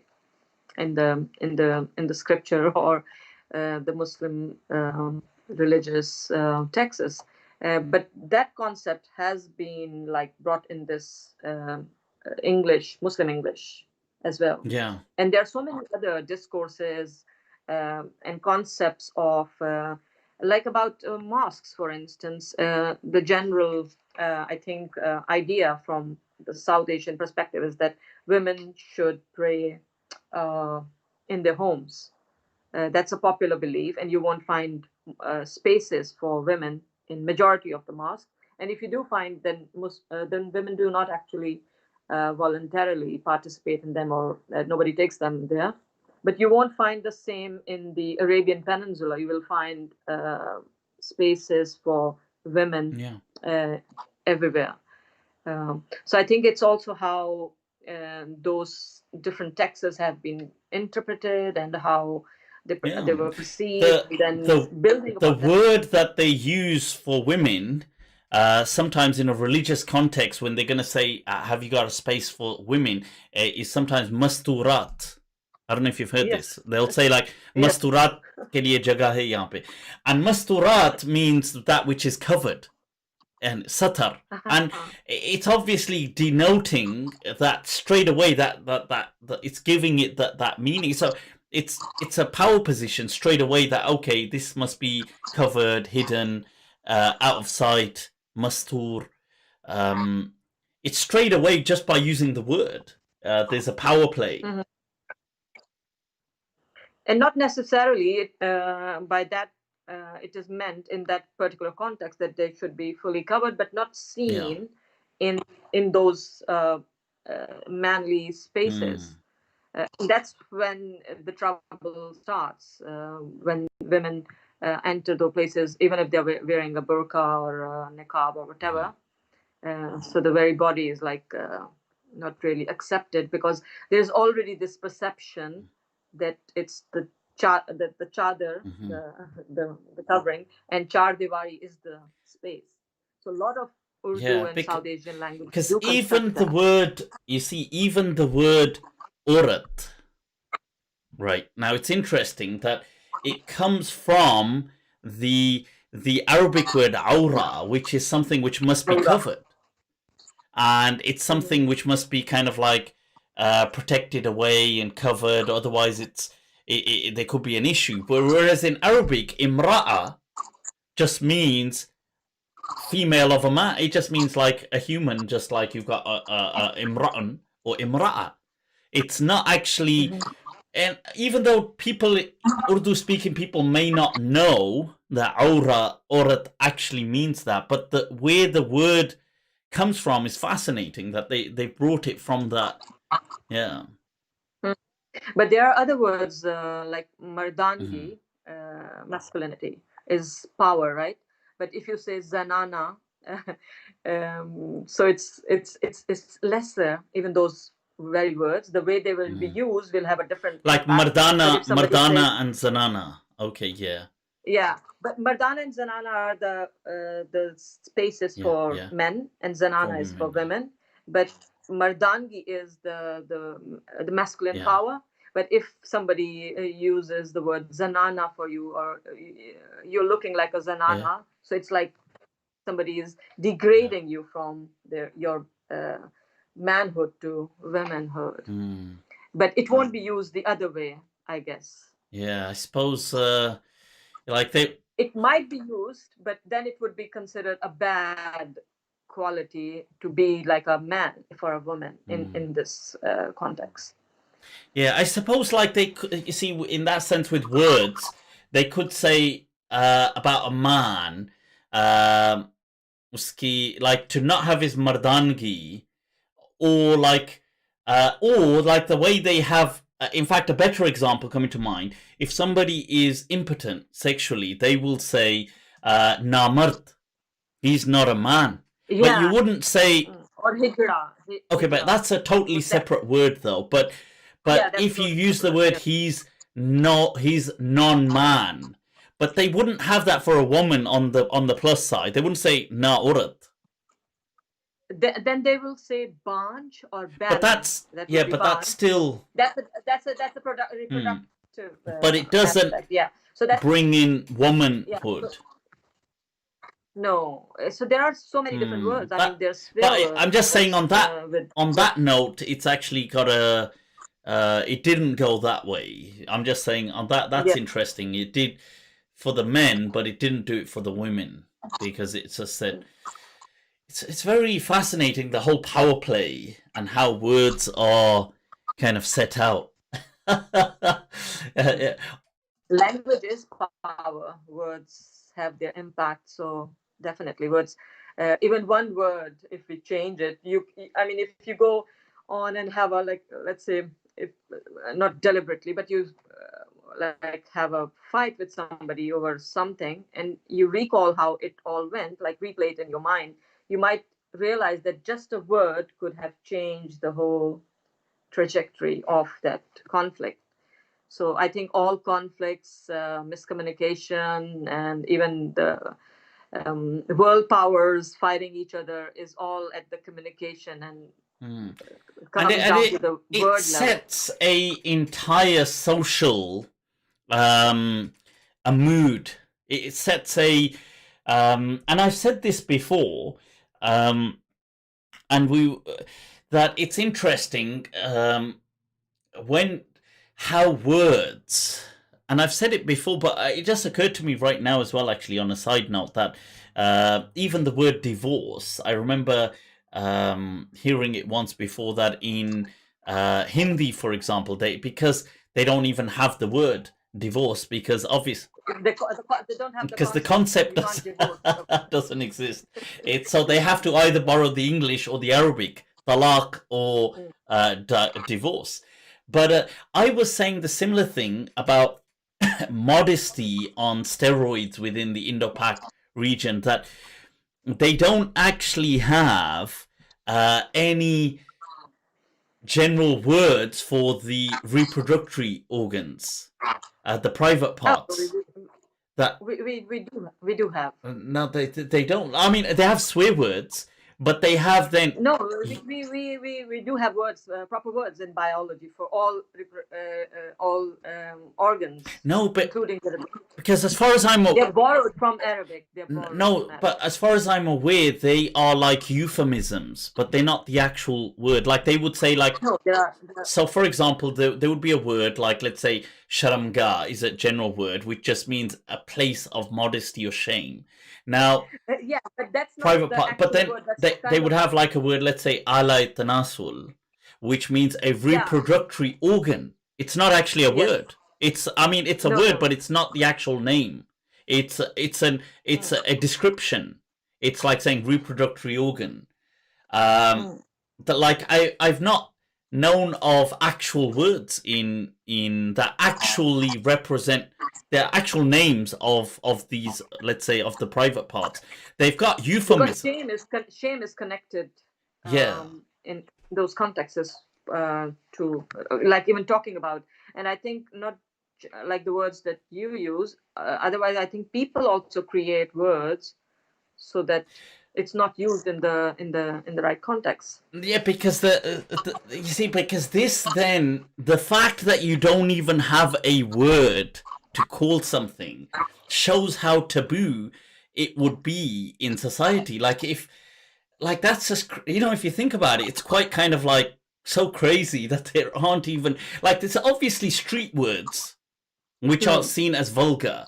Like there's words for obviously all kinds of, but people can't use those words in a formal setting. And then you've just got euphemisms, or you've got which are just euphemistic descriptive terms, which sound just more medical because they're just speaking about a function. I think that speaks volumes on how a society sees a particular topic. Yes, and it has its effects. I mean, like you said, if there are taboos and you don't even have words for regular things, which are everyday things, then it has its effect. I mentioned this once, and the reason I once contemplated, I really went into this kind of, I thought about this at one particular time, and this is why I shared it on a Monday nights before, and it was actually to do with, because there was the kind of backstory to it was, several years ago I did a part-time job as an interpreter, and I was called out to a hospital, and it was somebody to a kind of urology department, and I had to translate for someone, and there was this Baba Saab there, and I had to translate for him, who he had he had now he was quite senior in age. He must have been maybe late 60s, but he had remarried quite a young wife from Pakistan and brought her over, and he was obviously having impotence issues. Now he wanted the doctors to provide him certain medication, but they were saying, well, we don't want to provide that yet, try some apparatus instead. But they wanted me to translate how all the instructions in Urdu. Now, it was only at that point when they were saying, okay, you do this with this particular thing and you move back a particular. And I was thinking, what word do I use? And I realized I didn't know the words. And I thought, well, obviously, I know vulgar words. I'm not going to use them. And I was thinking to myself, what word do I? So it was actually, they were saying to, because the doctor was saying to him, well, you need to hold back. And they were using the word, obviously, he had to kind of press against his testicles. And they were telling me, can you translate for him that in Urdu? So I was thinking, what do I say? Like, I don't know what to say here. Because I was like, and I remember just using the Arabic words khusyatain, and I think he kind of just figured it out, that what I was trying to say. But afterwards, I was trying to think to myself, what would be the Urdu word? And I realized, and this is what I shared this story, that the Urdu language is so taboo about these things. It doesn't really keep words, and that speaks like so many volumes. Yeah. I was actually watching some Urdu dubbings of Turkish series, some of the Turkish series, like Hertugrul and some others. A new obsession in, you know, I want Pakistanis kind of somehow think that they are now Turks. Yes, no, but I wanted to see what was the reason of the popularity. So when I looked at several plays, Urdu dubbings, I saw that they were actually he was actually Urdu Ertugrul, an Urdu plays. So an Urdu world is created by those Urdu dubbings. I'm currently writing about that. So to give you an example, like the way they're talking about things, it's a very Urdu atmosphere that's been created, and people connect those words with what they know about the Osmania Khilafah, the Ottoman Empire, and the glory of the Muslim days. So kind of nostalgia also has inspired people to watch. But Turkish dizzies, as they are called dizzies, they are not new to Pakistani audience. What are dizzies? Dizzy is the series or the drama, okay. as we call it, in Turkish. So people have been, the Pakistani or the South Asian audience have been watching the Urdu dubbed plays for about 10 years now. So this isn't the first one, but it has broken the record. And the difference I found was that the previous ones are more about love and romance and urban life.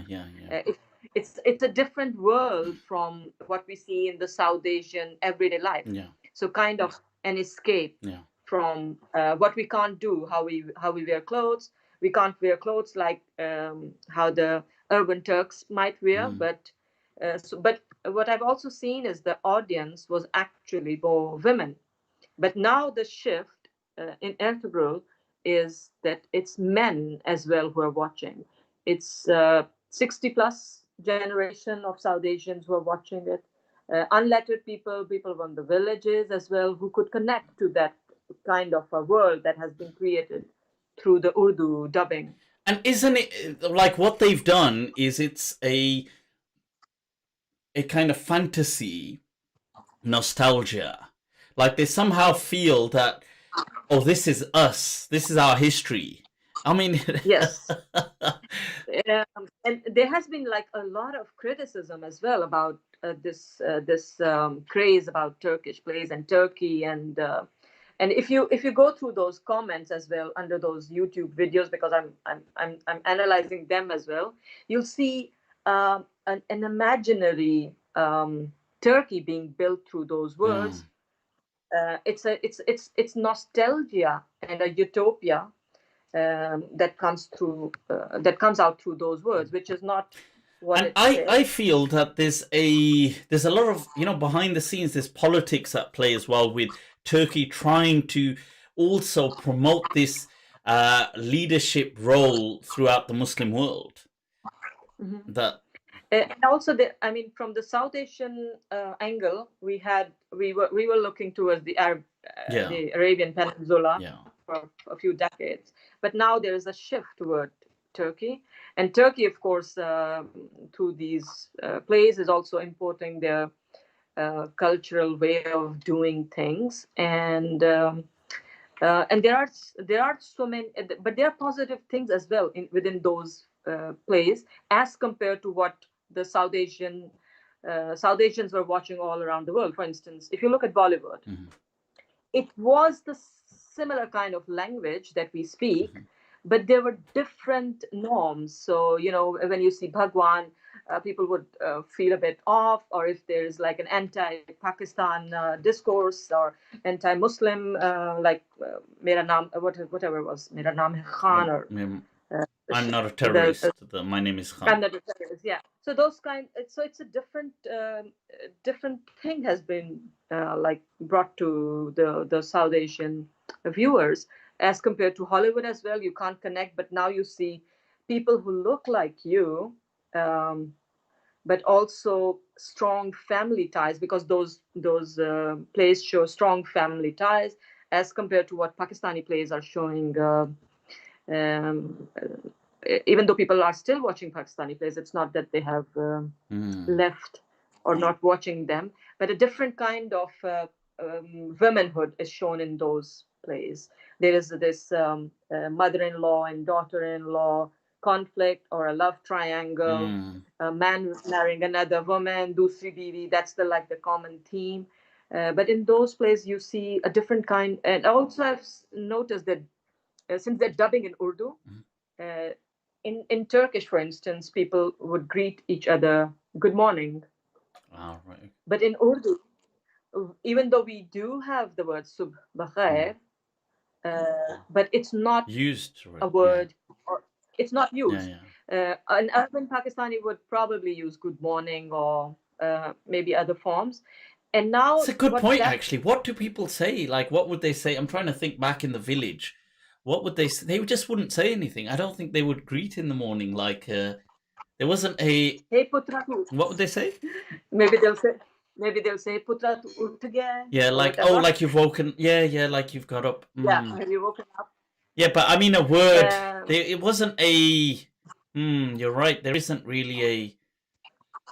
And I found several other words that are not there, and I'm actually writing about that for a research article. For instance, thank you. We do say shukriya, bahut shukriya, but then we don't have a return, a reply. Yeah. Return. Yeah, you're right. Yeah. You're right. Actually, that's a good.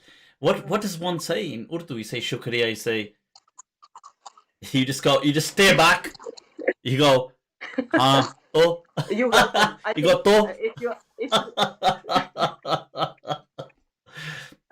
And then how people address each other in those plays, at least in the Turkish plays that people are watching now in Urdu. So when people translate, so let's say the word in Turkish janum, or if somebody is talking to their fiance or their missus in a certain way, but since there was absence of those words, the words that have been dubbed for Urdu are really absent. Such as, what have they dubbed? Like darling or sweetie, that has been dubbed for the Turkish words in Urdu. But wouldn't they just use like Jan or? No, they didn't use Janu, so it's like sweetie and very. So not the words that we would actually use, but it seems like it's more used in Turkish in everyday conversation among friends, or but not. But I suppose in Urdu they would use the word like Jan is there. It does exist, like Jan, Janu, these kind of things if they want to. Yeah. But you won't probably say that in like a social setting. Oh yeah, you wouldn't. Maybe. Privately, but you wouldn't say it. Privately, yes. Yeah. Janu, of course, Janu, but not like a regular. Like if you would probably use, like, let's say if you are 4 or 5 couples in a party or whatever. I suppose, like in English, you could say that to any. You could just say like, oh, if you could just do that, dear, or something like this. You could say, that to even, it doesn't even have to be people you're with. They do, but then I suppose in English that is quite usable. Even words like love, like they do actually sometimes just say to, like let's say somebody, I don't know if it's considered sexist actually, but people will say to sometimes when, oh, listen, love, if you could just do this. But whereas you wouldn't, yeah, I suppose it wouldn't be like that in Urdu.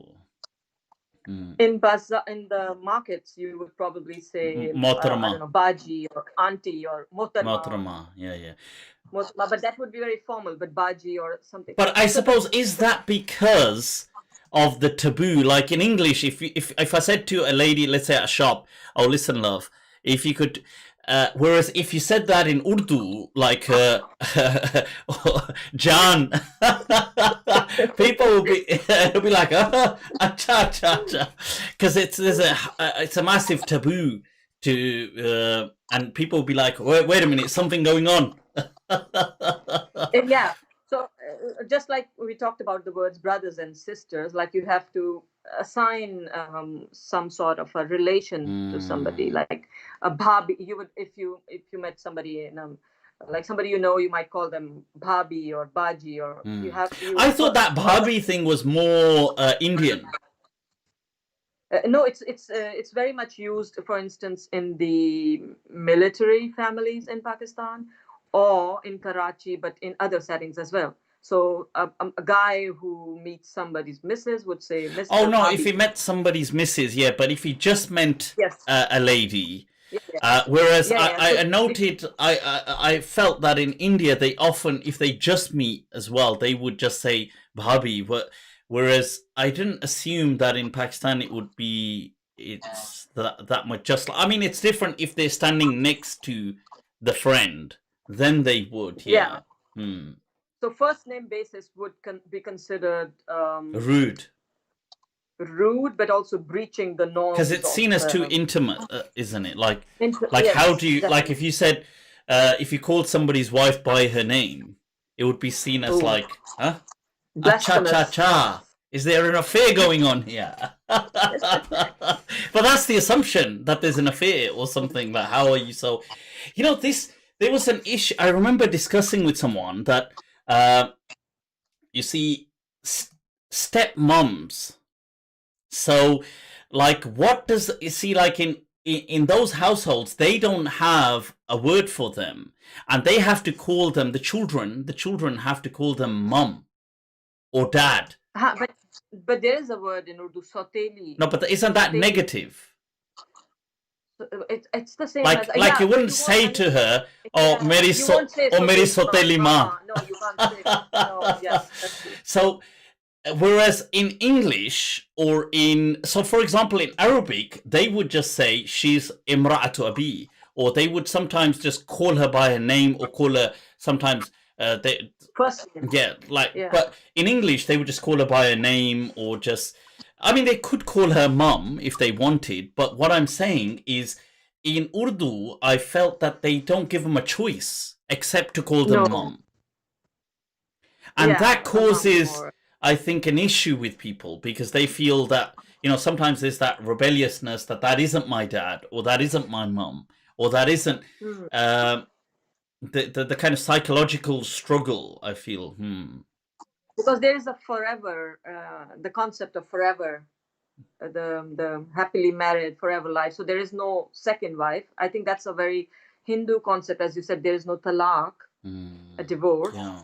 So how can a second mom come as well?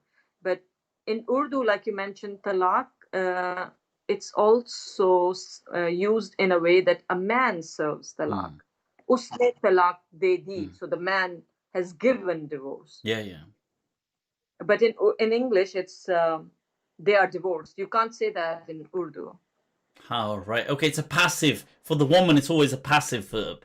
That talaq shuda, or usko talaq mil gayi, like she received talaq. Yeah, but you won't say that for the man. Yeah, and it actually sounds funny. I have heard some people say it sometimes. It sounds funny, like they say, acha, like the girl, isne usko talaq de di. And it sounds so funny that you think, acha. Yeah, but you can't say that. But in some respects, Swedish language, the current usage is very equal, since we are on first name basis here, whether it's the university, a student teacher, even at the compulsory school level, stepmom, stepdads. So mostly people are on first name basis. So that kind of it is interesting good. because you meet some people, like, let's say, generally, like, let's say, from in a Western setting, not Muslim, of course, but they will refer to their own mum and dad by their name. And sometimes often. So I it is quite, I mean, I don't know, I suppose maybe because we're so conditioned as, with our background and culture, that's, I mean, one is as a one-off, but they will by norm, some of them always refer to their dad by his name. And I initially, I remember when I encountered it, I initially thought, oh, that must be because he's not the real dad. He must be the stepdad. And then I found out, no, it's the actual dad, but they just call them by their name. And I found that so weird. Like, that can be really blasphemous in a Desi or even in I mean, it'd be Arab. considered very rude. Yeah, very rude. Yeah, it's very rude. But mind you, even the woman mentioning the husband's name generally, that she doesn't often. Now I think Now they do, yeah. in the last 10 years or so, I think things have changed. But my parents' time, like they would say the father of such and such. Or unko, which is a pronoun. Oh, suniye ji. Aji sunte ho. But there will certainly still be many cultures within the Desi community where women won't use the name of their husband. So it's like, who are they calling? That'd be like, ji, mere majazi khuda. But yeah, I mean, majazi khuda is really which means metaphorical God. My God by metaphor. Allah. And that's for Persian language, I suppose. Majazi, khuda. Yeah, khuda. It's amazing that the things that the world that is trapped within words, isn't it? Because it's a world, isn't it? It's an entire culture, rules, regulations, everything just trapped within. Like, even, like, imagine, like we're saying now about this language, like Urdu, or it could be any language. Even if you learnt the language by textbook, but you try to operate it without its social setting, it would be a disaster. Like the example of trying to say, oh, my stepmom, meri soteli ma, and it would sound like, what the hell? Yeah, this word or something. But also, the point that when you switch a language, you become a totally different person. You know, this is... If you use Punjabi or Persian or French, you are a totally different person. There's the Sapir-Whorfian hypothesis. It's the hypothesis that when a person uses a particular language, that language impacts their perception of the world. So, and as they shift, their perception is kind of, it shifts as well with the language. If you listen to yourself, if you film yourself, I mean, you have films, so if you listen to yourself in different languages, you'll see that your voice, the quality of your voice, intonation, and the way you are speaking, the words you use, and your whole the gestures as well change with the language. And that is, I mean, doing things. Other people who are looking at you will interpret it from their own conditioning and social construction of reality. And you are presenting what the words that have collided in your mind or brain or wherever they are. So different worlds. Yeah, you're right. Actually, it would have because the expressions are so they tie into body language, isn't it? I suppose, like the whole I don't know what to do. Wow, that's so amazing, I have to say. But wow, shukran. I know, Dr. Alia, you're not unlike me. You're not a vampire, and it has gone on so late. It's been absolutely incredible having this discussion, sharing these thoughts out there. Language is just so profound in and of itself, and I feel that it is a gift from God. Oh, definitely. Yes, it is. It is. Language is power, and language has power within itself, and we give it power with our use in different ways. And yes, I'm not a vampire. I'm a very, very morning person. So I do apologize for all this inconvenience. Dr. Alia, what I'd like to request as well for people who are watching this, they may want to reach out to you, they may want to connect with you. What are the best platforms to connect with you on? If they are like students of linguistics or studying languages, or researchers or people who would just like to read my work, then I would suggest that they go to ResearchGate. It's a free website where all my research work and all the other researchers is there as well, and I'm there by the name of Alia Amir, ALIA and AMIR. Yeah, I do have that written on the screen as well, Okay. by the way. So ResearchGate would be one place if you want to read, for instance, Chronicles of the English Language, or my latest research, Conversation-Analysis. But otherwise, if Twitter is a good space to connect with me, Awesome. As well as Instagram to some extent, LinkedIn. Sure. As well. There's plenty of options right there. It's been an absolute pleasure, Dr. Saiba, having you on. It's really, these discussions, they erupt, and once I get talking as well. But inshallah, I do look forward to connecting in the future again, and do share your, any interesting insights, do share them with me. Keep me always posted with any kind of linguistic breakthroughs and things like that. Once again, shukran jazilan. People, ladies and gentlemen, Dr. Alia Amir, barakallahu feekum. It's been an absolute pleasure, guys. With that as well, it's got late. We're gonna call it a night. I'm going to put up my exit page. Do make sure you like, subscribe, put this out there. If you want to reach out, the platforms. Take very good care of yourselves. And to you all as well, Salamullahi alaikum wa rahmatullahi ta'ala. And Dr. Sahiba, Salamu alaikum. Shukriya, Mufti. Salamu alaikum.